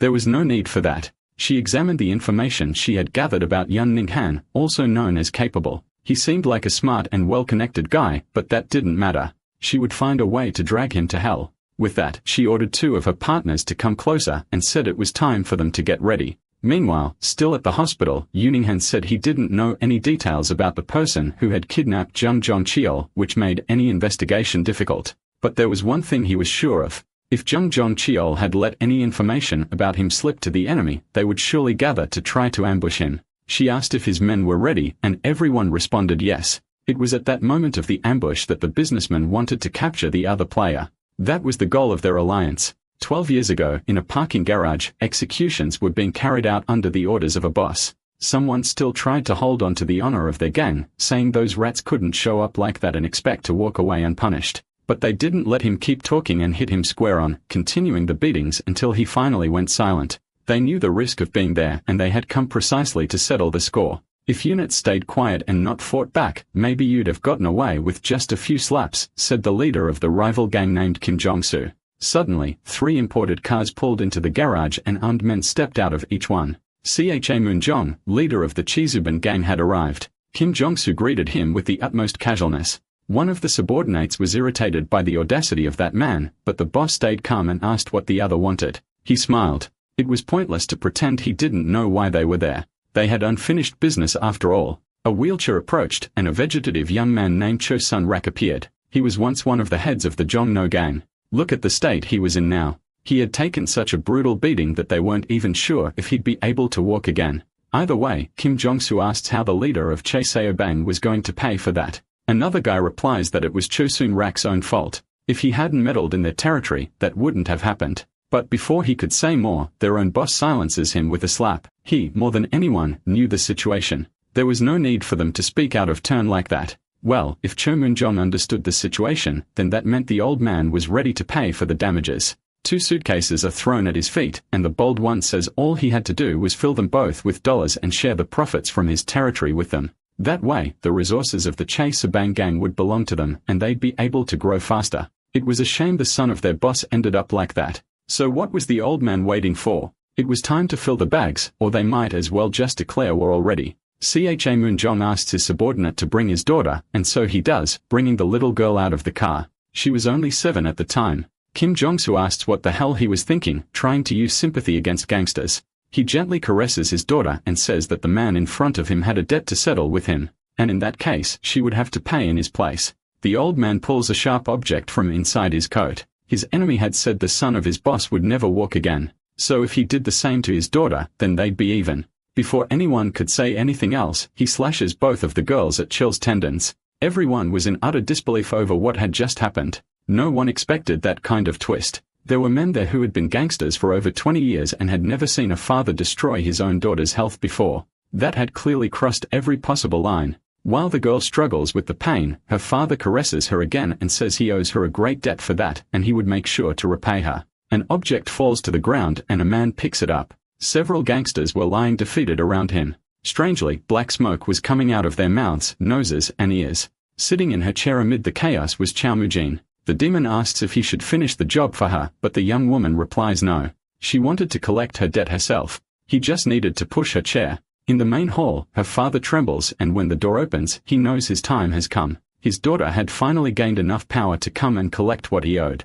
In desperation, he begs her not to come closer, but it's useless. Chow Mu-jin turns the key and hell opens, taking her father's body and soul with it. That was how she made her exit after finally having her debt repaid. If the businessman ruled the light, Chow Mu-jin ruled the shadows. Unlike Union Han and his subordinates who could commit illegal acts without getting caught thanks to their corporate power, the gang under her command committed crimes in her name so they wouldn't be sent to hell. One of her subordinates hands her a copy of the businessman's schedule. She's praised for doing a good job. Now what were they going to do about that architect? He begs for mercy. He had handed over everything that was asked, and like it or not, he was also being used by Yunnan Han. She approaches him and looking him deep in the eyes, says she let him go, but he would owe her one because she was sparing him even though she could have taken his life right there. John Chol accepts the terms. A debt was better than losing his life. So the gangster says to let the guy go. He still had some value left. She glances once more at the businessman's schedule and sees that the charity party would take place in 2 days, the perfect time for an ambush. Chow Mu-jin commands her men to gather as many people as possible. The day had come and everyone was assembled. She asks if the men were ready, and they all answer yes. It was time to begin the mission. They all moved toward their respective cars. In a distant mansion, the party had already started, and Yuning-han was chatting with various important people. Suddenly, he spots his most anticipated guests. Yeon-gai and Park Sang-sik had been invited to the party to act as his lifeguards, but that wasn't exactly what they wanted. The detective said he was only there for the food. It was the boy who had accepted the alliance, not him. Young Soon-gai told him to stop being dramatic and then asked the businessman if he was sure the target would show up that night. And he replied that he was certain because unlike corporate buildings, that place had easy access and little security, which made it easier for someone to blend in among the guests. So surely, they would come straight into his trap. Another hell creator was heading toward the party. The game was about to begin again. At the mansion rented by the businessman, the party was in full swing. From a distance, Chun Mu-jin watched the movement of the police through binoculars. Even with such a high-profile event, security didn't seem all that great. Even the rookies who work for her could have done better. What should we do then? Asked the young man next to her. Their target was Yun Ning-han, and not taking advantage of this opportunity would be a waste. As for the rest of the people there, they just deal with anyone who got in their way. It wasn't that hard to handle things that way. The young man stepped out of the car and began walking toward the main gate. As expected, one of the guards stopped him and said he could only enter with an invitation. The man then reached into his coat as if looking for an envelope. The guard watched him cautiously, but instead of an envelope, he pulled out another object, and faster than the guard could react, the young man attacked him. One less obstacle to get through. Because of the shock and the speed of the attack, the other guard didn't even have time to react or alert the others. Well, now the entrance was clear. Over the radio, Xiaomujin gave the command for Team 1 and Team 2 to enter the party. The two teams then sped up their cars and stormed in. Since they weren't subtle, their presence was quickly noticed. A battalion of armed men burst into the party. Hijacking the party's sound system through the radio, the gangster warned everyone not related to Yuninghan to stay calm. She instructed them to move toward any side wall, as their only target was the kiosk businessman. If they didn't start moving toward the walls right away, they would be treated as enemies. Yuninghan observed the whole commotion, so they really had shown up. That meant he just needed to quietly slip out before the crowd started to panic. A scream was heard, and now a man lay on the ground in front of the gang. Unfortunately, that poor guy had been used as an example, so people would quickly understand how serious the situation was. That way, all the guests began to run in panic while the businessman stood his ground. The gangster who had taken down one of the guests spotted him.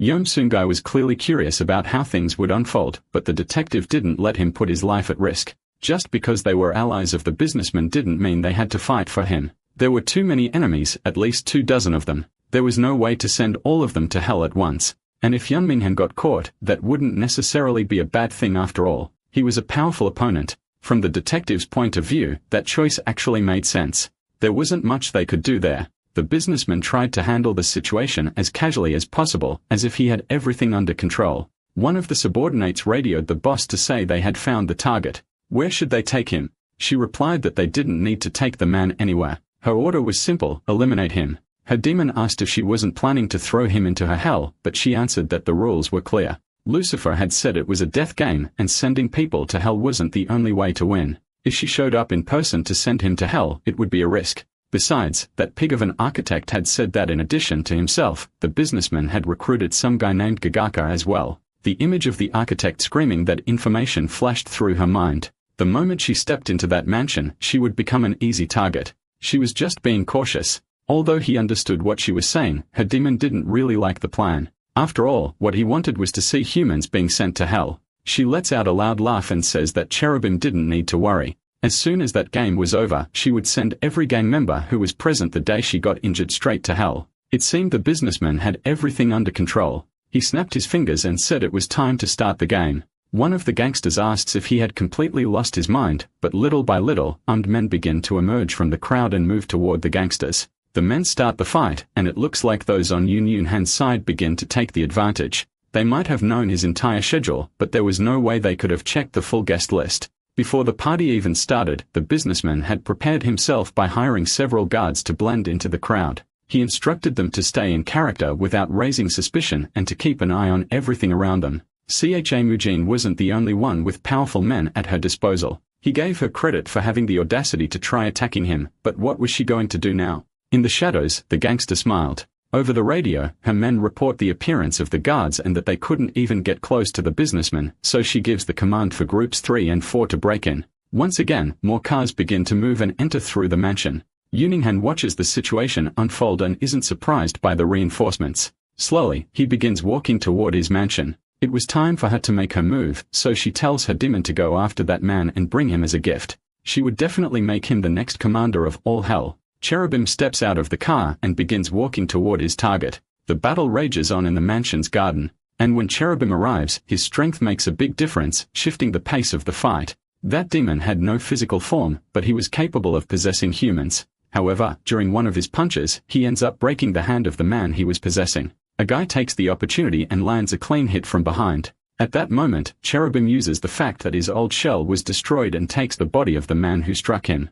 With the new possession complete, he smiles and feels better than ever. That body was even better than the previous one. But in the end, due to his nature, he didn't care who was an ally or not, so everything started to spiral into confusion and chaos. He yells for the other gangsters to use the time he's buying to storm the mansion. And with that new motivation, the men begin to move again. Meanwhile, the strategic battle between their two commanders continues and piece by piece is removed from the board. It wasn't about the right timing to act. It was about doing whatever it took, no matter the cost. The banging sounds at the mansion's front door grow louder and louder. The gangsters were relentlessly slamming against it, trying to force it open. Another gangster arrives and literally kicks the door wide open, letting their men flood in. He commands his subordinates, telling them to split into groups of 2 or 3 and start the hunt. They couldn't leave without Yununghan's head. With that, everyone scatters to search for their prey inside the mansion. In one of the rooms, two subordinates complain about how rich people love to show off as they prepare to check the place thoroughly. One of them spots a closet, thinking there wouldn't be anyone inside, and opens it.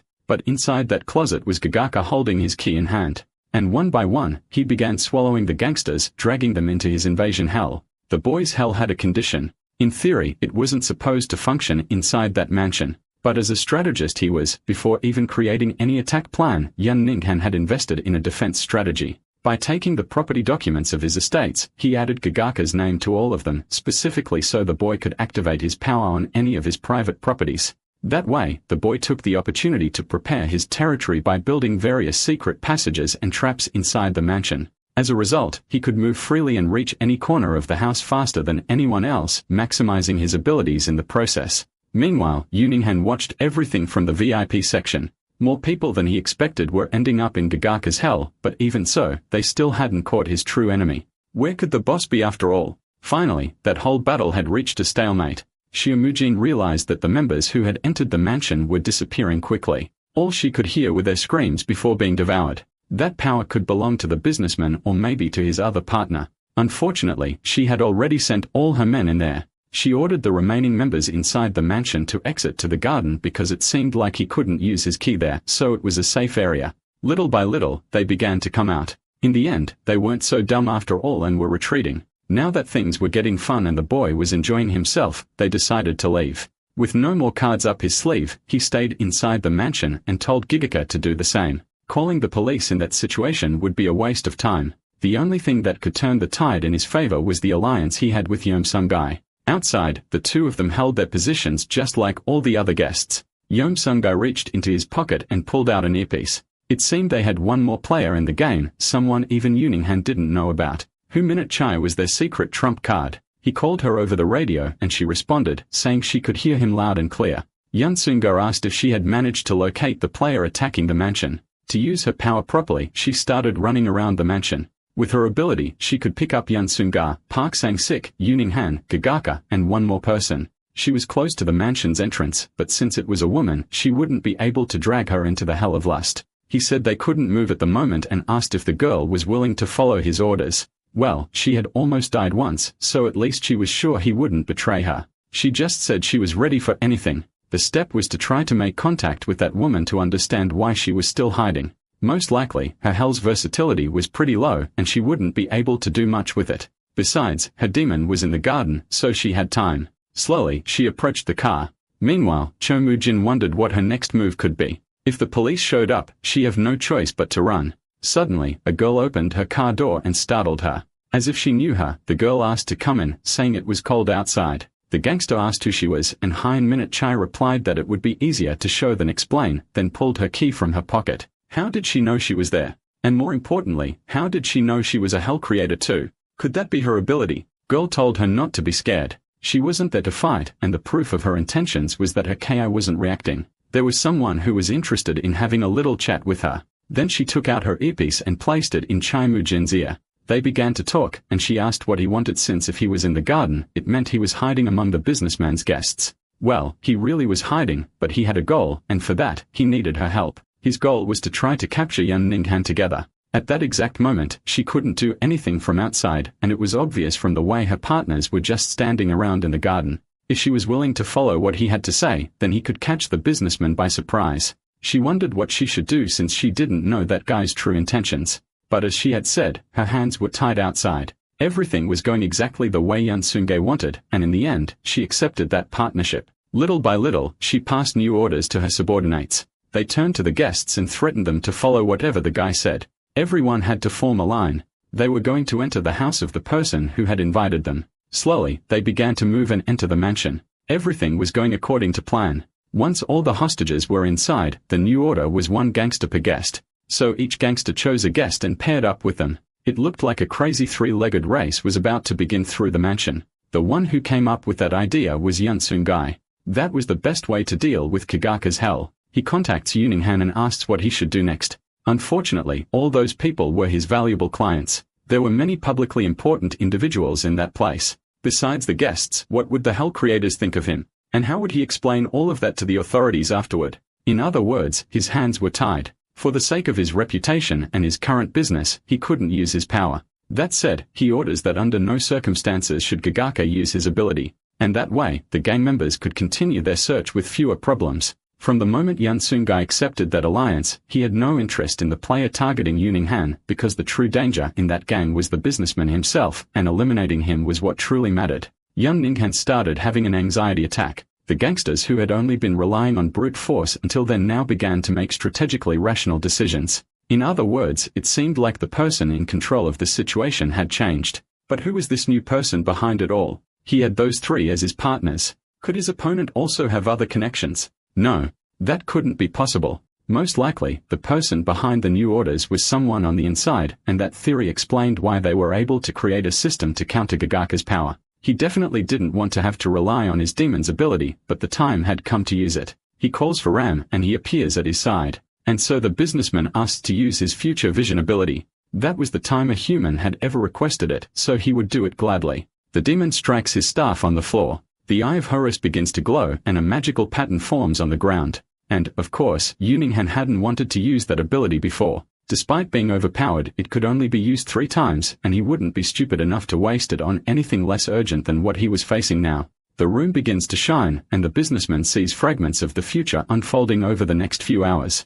They would find his hideout, and as expected, Yan Sungai was behind it all. When he tried to use his ki, he would be blocked and then attacked by the boy. And just like that, he would lose his life right there. He is enraged to find out that Yan Sungai was behind it all. If Baphomet's power was to detect the essence of death, then Ram's was to see what would happen in the near future and alter it. So over the radio, he commands Gagaka to go after Yom Sungai. But there was a problem. That person was a guest, not an intruder. Once again, the businessman doesn't know what to do. How long had that Brett been planning all of this? In desperation, he keeps his eyes glued to the security cameras, watching the boy's every step. In truth, Yan Sungai hadn't planned it all out that far in advance. He didn't have enough information to build such a complex scheme, but he had allies and he could trust the detective to protect him. And CHA on the outside, without them by his side, he never would have been able to win that information war. Unfortunately for Yuning-han, out of all his lucky days, this one was turning out to be a very unlucky one. Ram is stunned to see the human trembling like that. He had miscalculated from the beginning. He thought the detective and the person who kidnapped the architect were the biggest threat, but that student was a Trojan horse.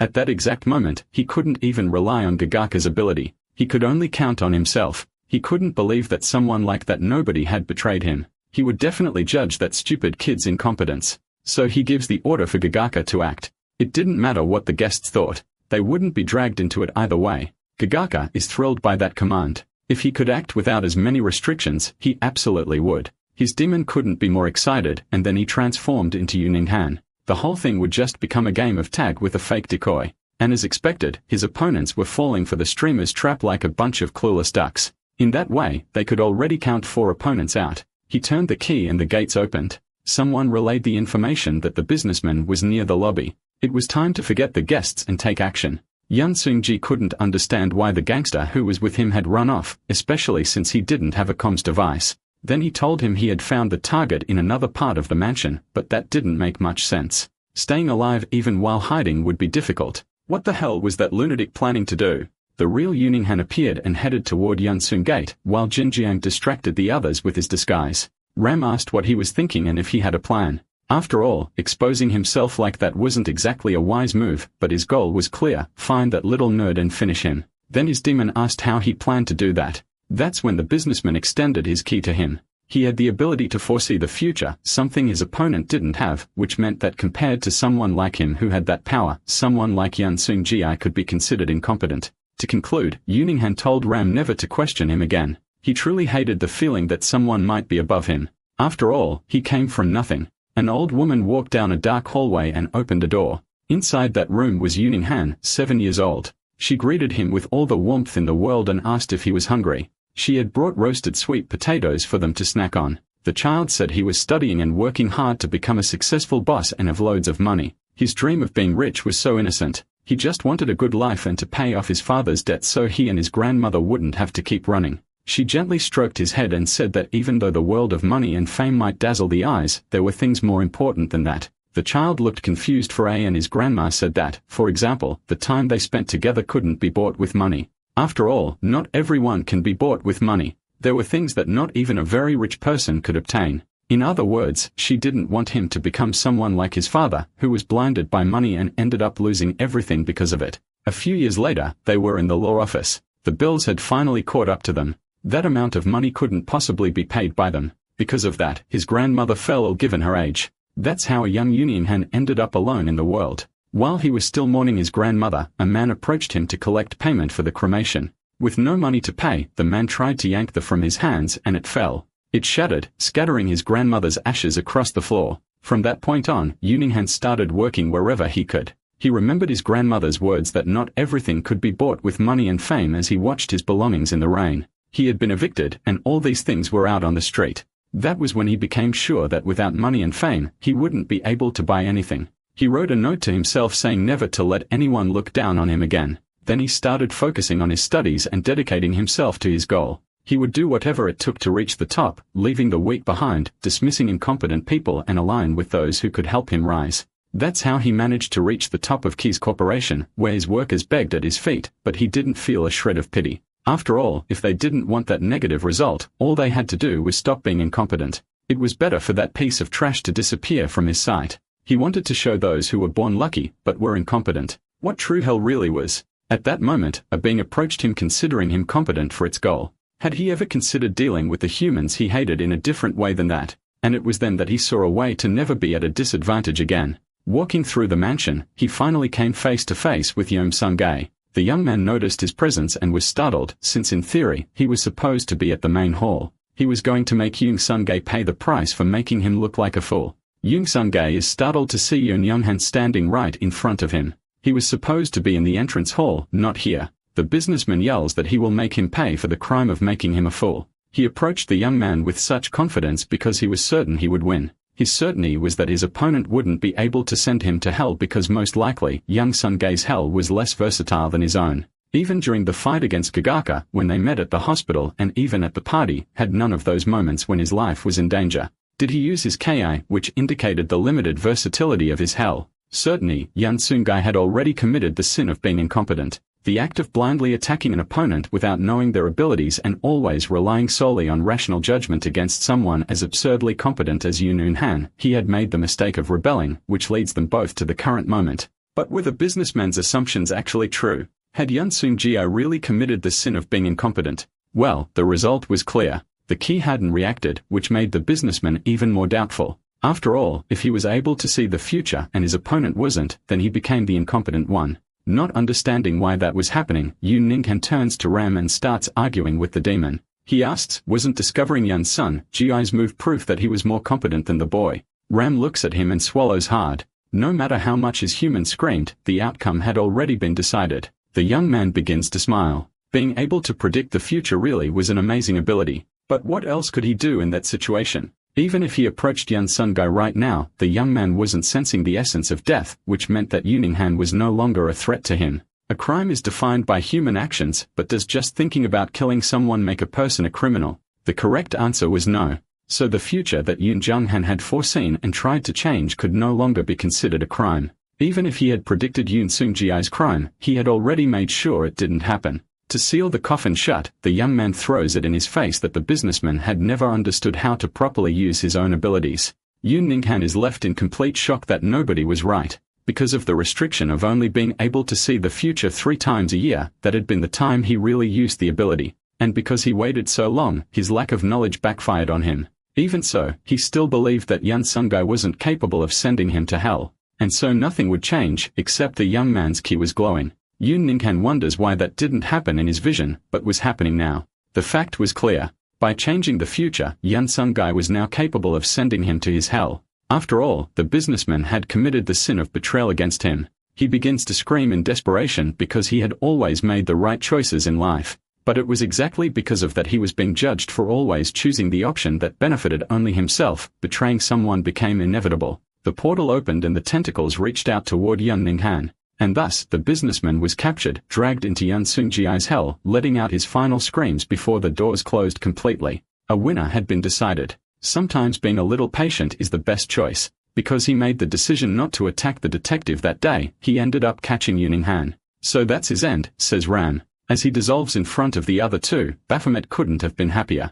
They move on to their next objective, but Yun Sung-gae's legs give out for a brief moment. Baphomet asks why he reacted like that. They still had many players left to eliminate. Yun Sung-gae replies that he wasn't being soft, but the tension that built up when those gangsters invaded the party and the quick thinking he had to rely on to beat Yoon Ning-han in the final seconds, he had completely exhausted him. A normal human wouldn't be able to adapt that quickly to a situation like that. His abilities were definitely improving, and now it was time for them to end it all. On one side were the guests of the businessman Yoon Ning-han. On the other were the members of Cha Mujin's gang, a complex situation for Hell creators like Gaga and Park Sang-sik. But using the filming room to his advantage, Yun Sung-gae began thinking of a solution to organize all that chaos. It was time to clean things up. On his phone, he dialed the number for the police. To enhance his performance, he placed a finger on his throat and started coughing. The officer answered, and with a hoarse voice, he began yelling that there were gangsters at the party he was attending and that everything was in chaos. In response, the officer asked for the location.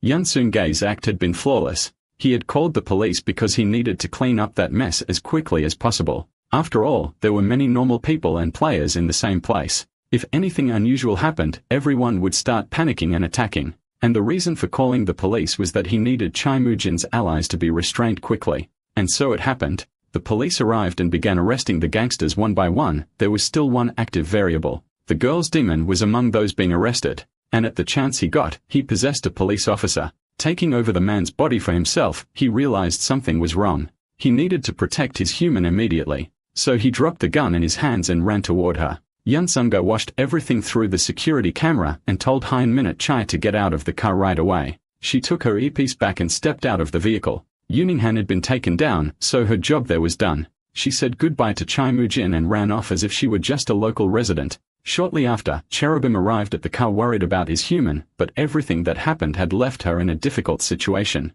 She hadn't expected someone as formidable and strategic as Yoon Ning-han to exist. Without even lifting a finger against his opponent, he had managed to capture him and still made a fool out of her. They needed to get out of there fast. That guy she had talked to on the phone, he was dangerous. Meanwhile, Young Sung-ji considered how to destroy the evidence recorded that day. He pulled out some cables and threw the computer across the room. He kept kicking the black box until it short-circuited. The police couldn't know anything about what had happened that night. If they did, a witch hunt for Hell creators would begin. He grabbed a fire extinguisher and sprayed it on the computers. With that act, almost everything was ready. Now he just had to blend into the crowd and get out of there. Baphomet asked if there was still anything left for them to do. Yun Sung-ji stopped. The one thing missing was Yoon Ning-han's ally, the streamer Gagaka. With the arrival of the police and no way to reach the businessman anymore, he had the same idea as Yun Sung-ji and blended into the crowd to escape. Out of nowhere, he was stopped, which gave him a huge scare. But the person who came up from behind was just a friendly police officer saying he'd escort him home. No need to be afraid. He thanked him and got into the car, barely believing he had made it out alive. But little did he know that the reason Yun Sung-gae had called the police was because the detective had a way of separating Gagaka from the other guest. Once inside the car, Gagaka sighed in relief, barely believing he had survived. He gave the officer his address, but the streamer had no idea that the one taking him was another Hell creator just like him. Park Sang-sik started the engine and took the road, but halfway through, the Gaka noticed something was off. It didn't look like they were heading toward the city center. That's when he decided to look at the driver and saw Detective Park Sang-sik. Yoo Ming-han had told him the detective was an ally, but if he was taking him to some strange place while the businessman was missing, then maybe he was an imposter. He needed to get out of that car immediately. He could take advantage of the fact that it wasn't going that fast to try and jump out, but he hadn't considered that maybe the door was locked, leaving him completely trapped, alone with his enemy. A patrol car wasn't the same as a taxi. The doors couldn't be opened so easily. Kagaka tries to threaten him with his key and says that since he was driving that put him at a disadvantage, the threat had no effect on Fernando, and he tells Kagaka to go ahead and open the portal. The boy is left speechless by his response. He thought he still had that card up his sleeve, but that wasn't the case.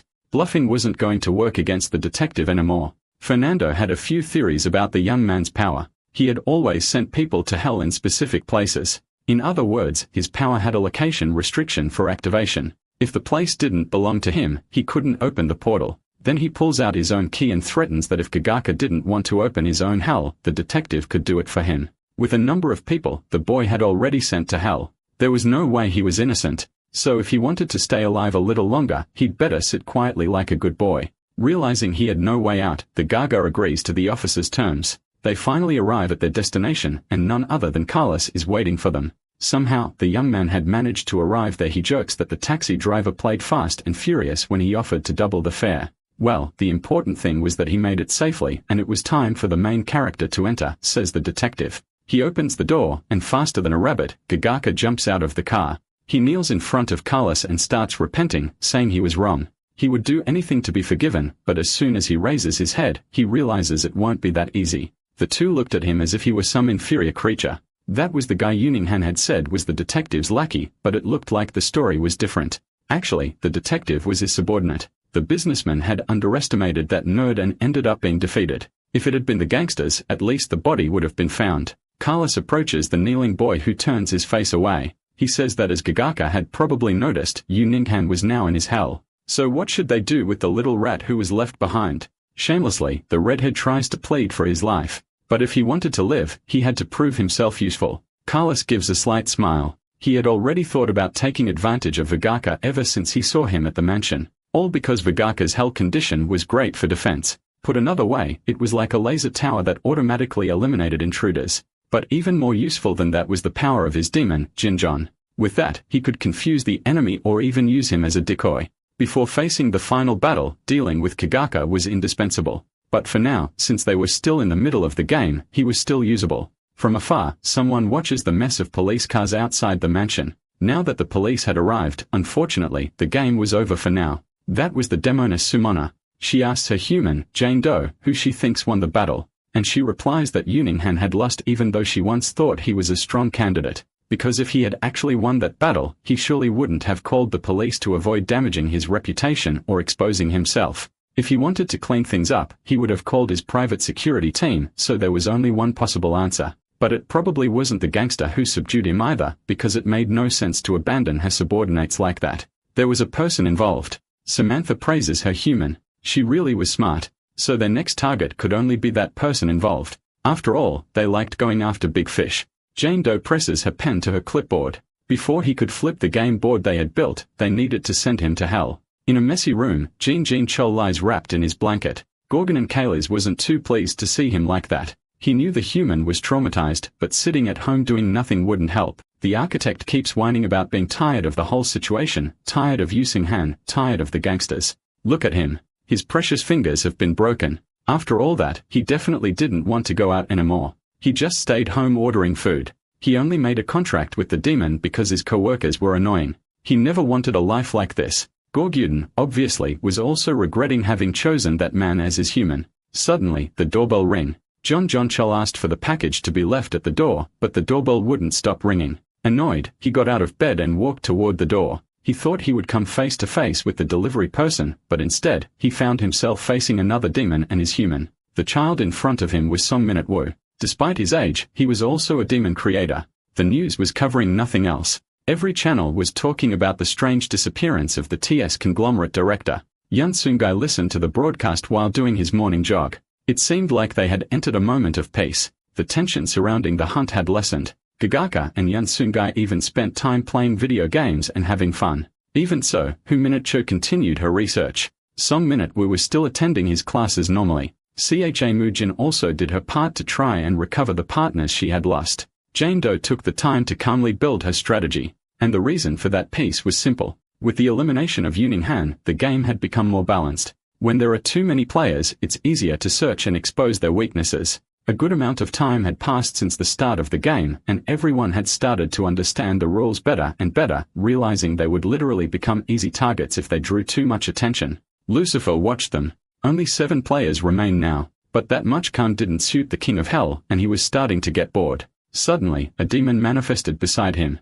His name was Temagol, Lucifer's assistant. He said that formation was expected. After all, games with too many players naturally led to alliances and balance. But the king complained in the game he had participated in 700 years ago, it hadn't gone like that. The tension of not being able to rest for even a moment, the ruthless battles, that was what he had been expecting to see. Septemagol suggested creating a plan to break the calm. The king looked at him intrigued by the idea. His assistant then pointed to one of the participants on the screen. Why not call that young man in for a little chat? After all, he was the one who had caused the balance in the game, and he was the center of the alliance. Meanwhile, in the real world, young Seung-ji continued his walk, but stopped to catch his breath. Baphomet appeared behind him, asking if the human wasn't tired of running like that. The young man replied that it was his stamina that had saved him during the fight with the serial killer. Besides, he didn't know what kind of player he might encounter in the future or what kind of demon abilities. Baphomet didn't know whether to praise him for being meticulous or diligent. Yeom Seung-ji took the opportunity to ask how things were in hell and if anyone was trying to escape.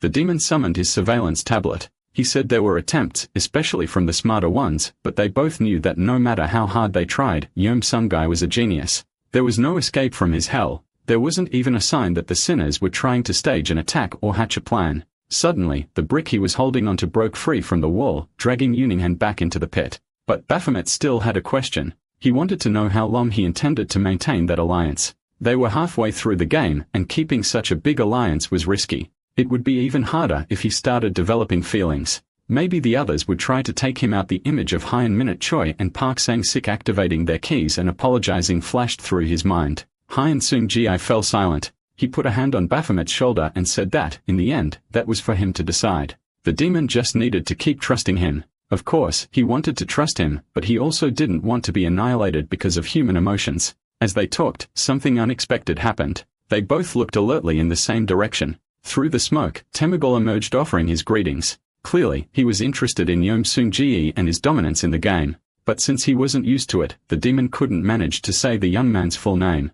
To him, human names were confusing, so he just called him Yeom something. Baphomet asked what he wanted showing up like that. Yeom Seung-gi asked who he was, and the Horned One replied that he was Baphomet's assistant and successor.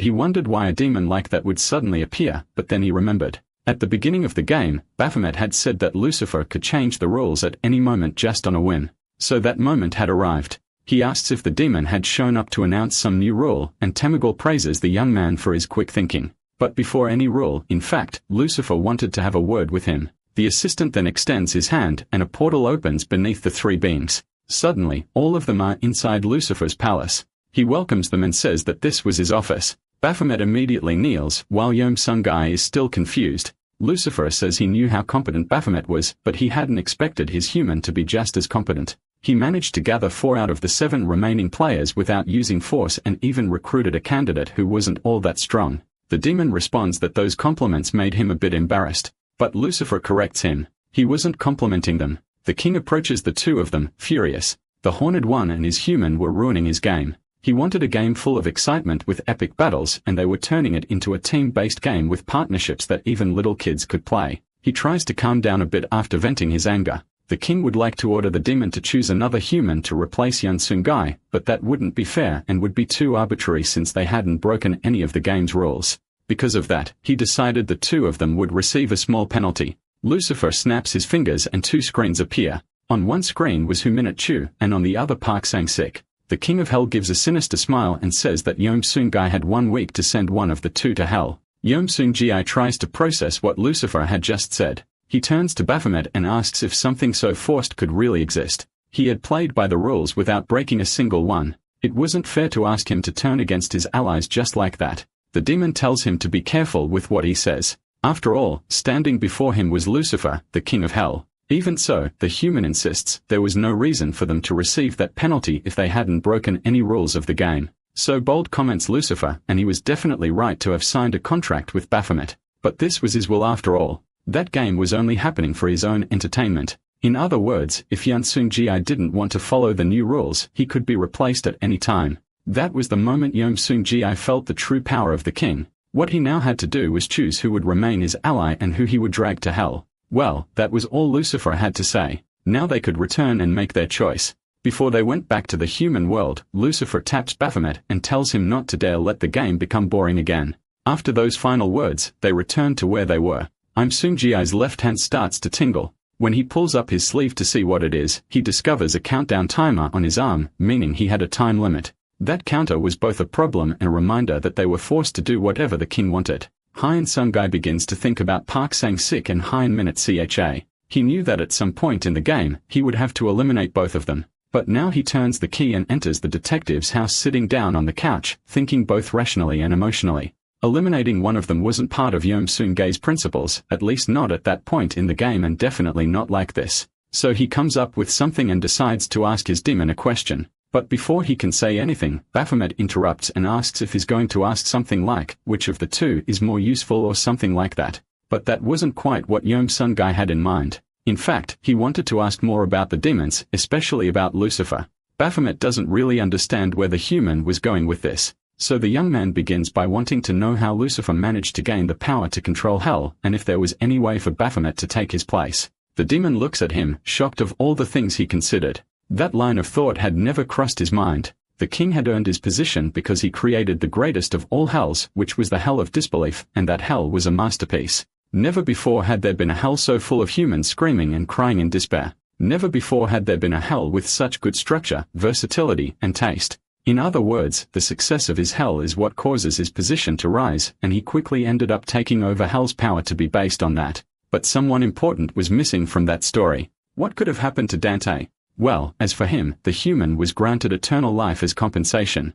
So that means Dante was the hell creator in the world, and there's a possibility he's still alive. In theory, yes. He was and he was probably still alive. But then, if Dante were thrown into hell, what would happen to Lucifer? The voice of a priest could be heard from within the cathedral. He preached the word of God about believing in faith. Meanwhile, his followers listened with fervor. That priest was none other than Dan himself, the creator of the hell of disgrace. In theory, if Dan, the human who had met Lucifer, were thrown into hell, the king would disappear. Yeom-sun Guy stood up immediately, but Baphomet already began rejecting that idea. After all, it was just a theory. Dealing with the owner of hell wouldn't be that easy. He just had to make a choice and try to stay in the game until he was the last one standing. That would be the safest route to keep them alive. But Yeom-sun Gi was determined. After all, there were a few variables to be calculated from now on. What if Lucifer changed his mind? He could continue the game while keeping the rules he had already made, but start adding absurd specific conditions just for me. In other words, I'm a thorn in his side, and there's a higher chance he'll change his mind before the game ends just to prevent me from winning. They stared at each other for a moment, and Baphomet couldn't deny it. He himself was making high-ranking demons fight each other, which was an absurd trick to consolidate power. And now he wanted to put a leash on Yeom-sun Guy. On top of that, there was a high probability that the young man's hell would endure in the future. The demon remained motionless. So he wanted to know what his human's idea was after all, since it might end up creating a competition for control of hell. Yeom-sun Gi simply extended his arm to Baphomet and said that if this worked, his chances of survival would be 100%.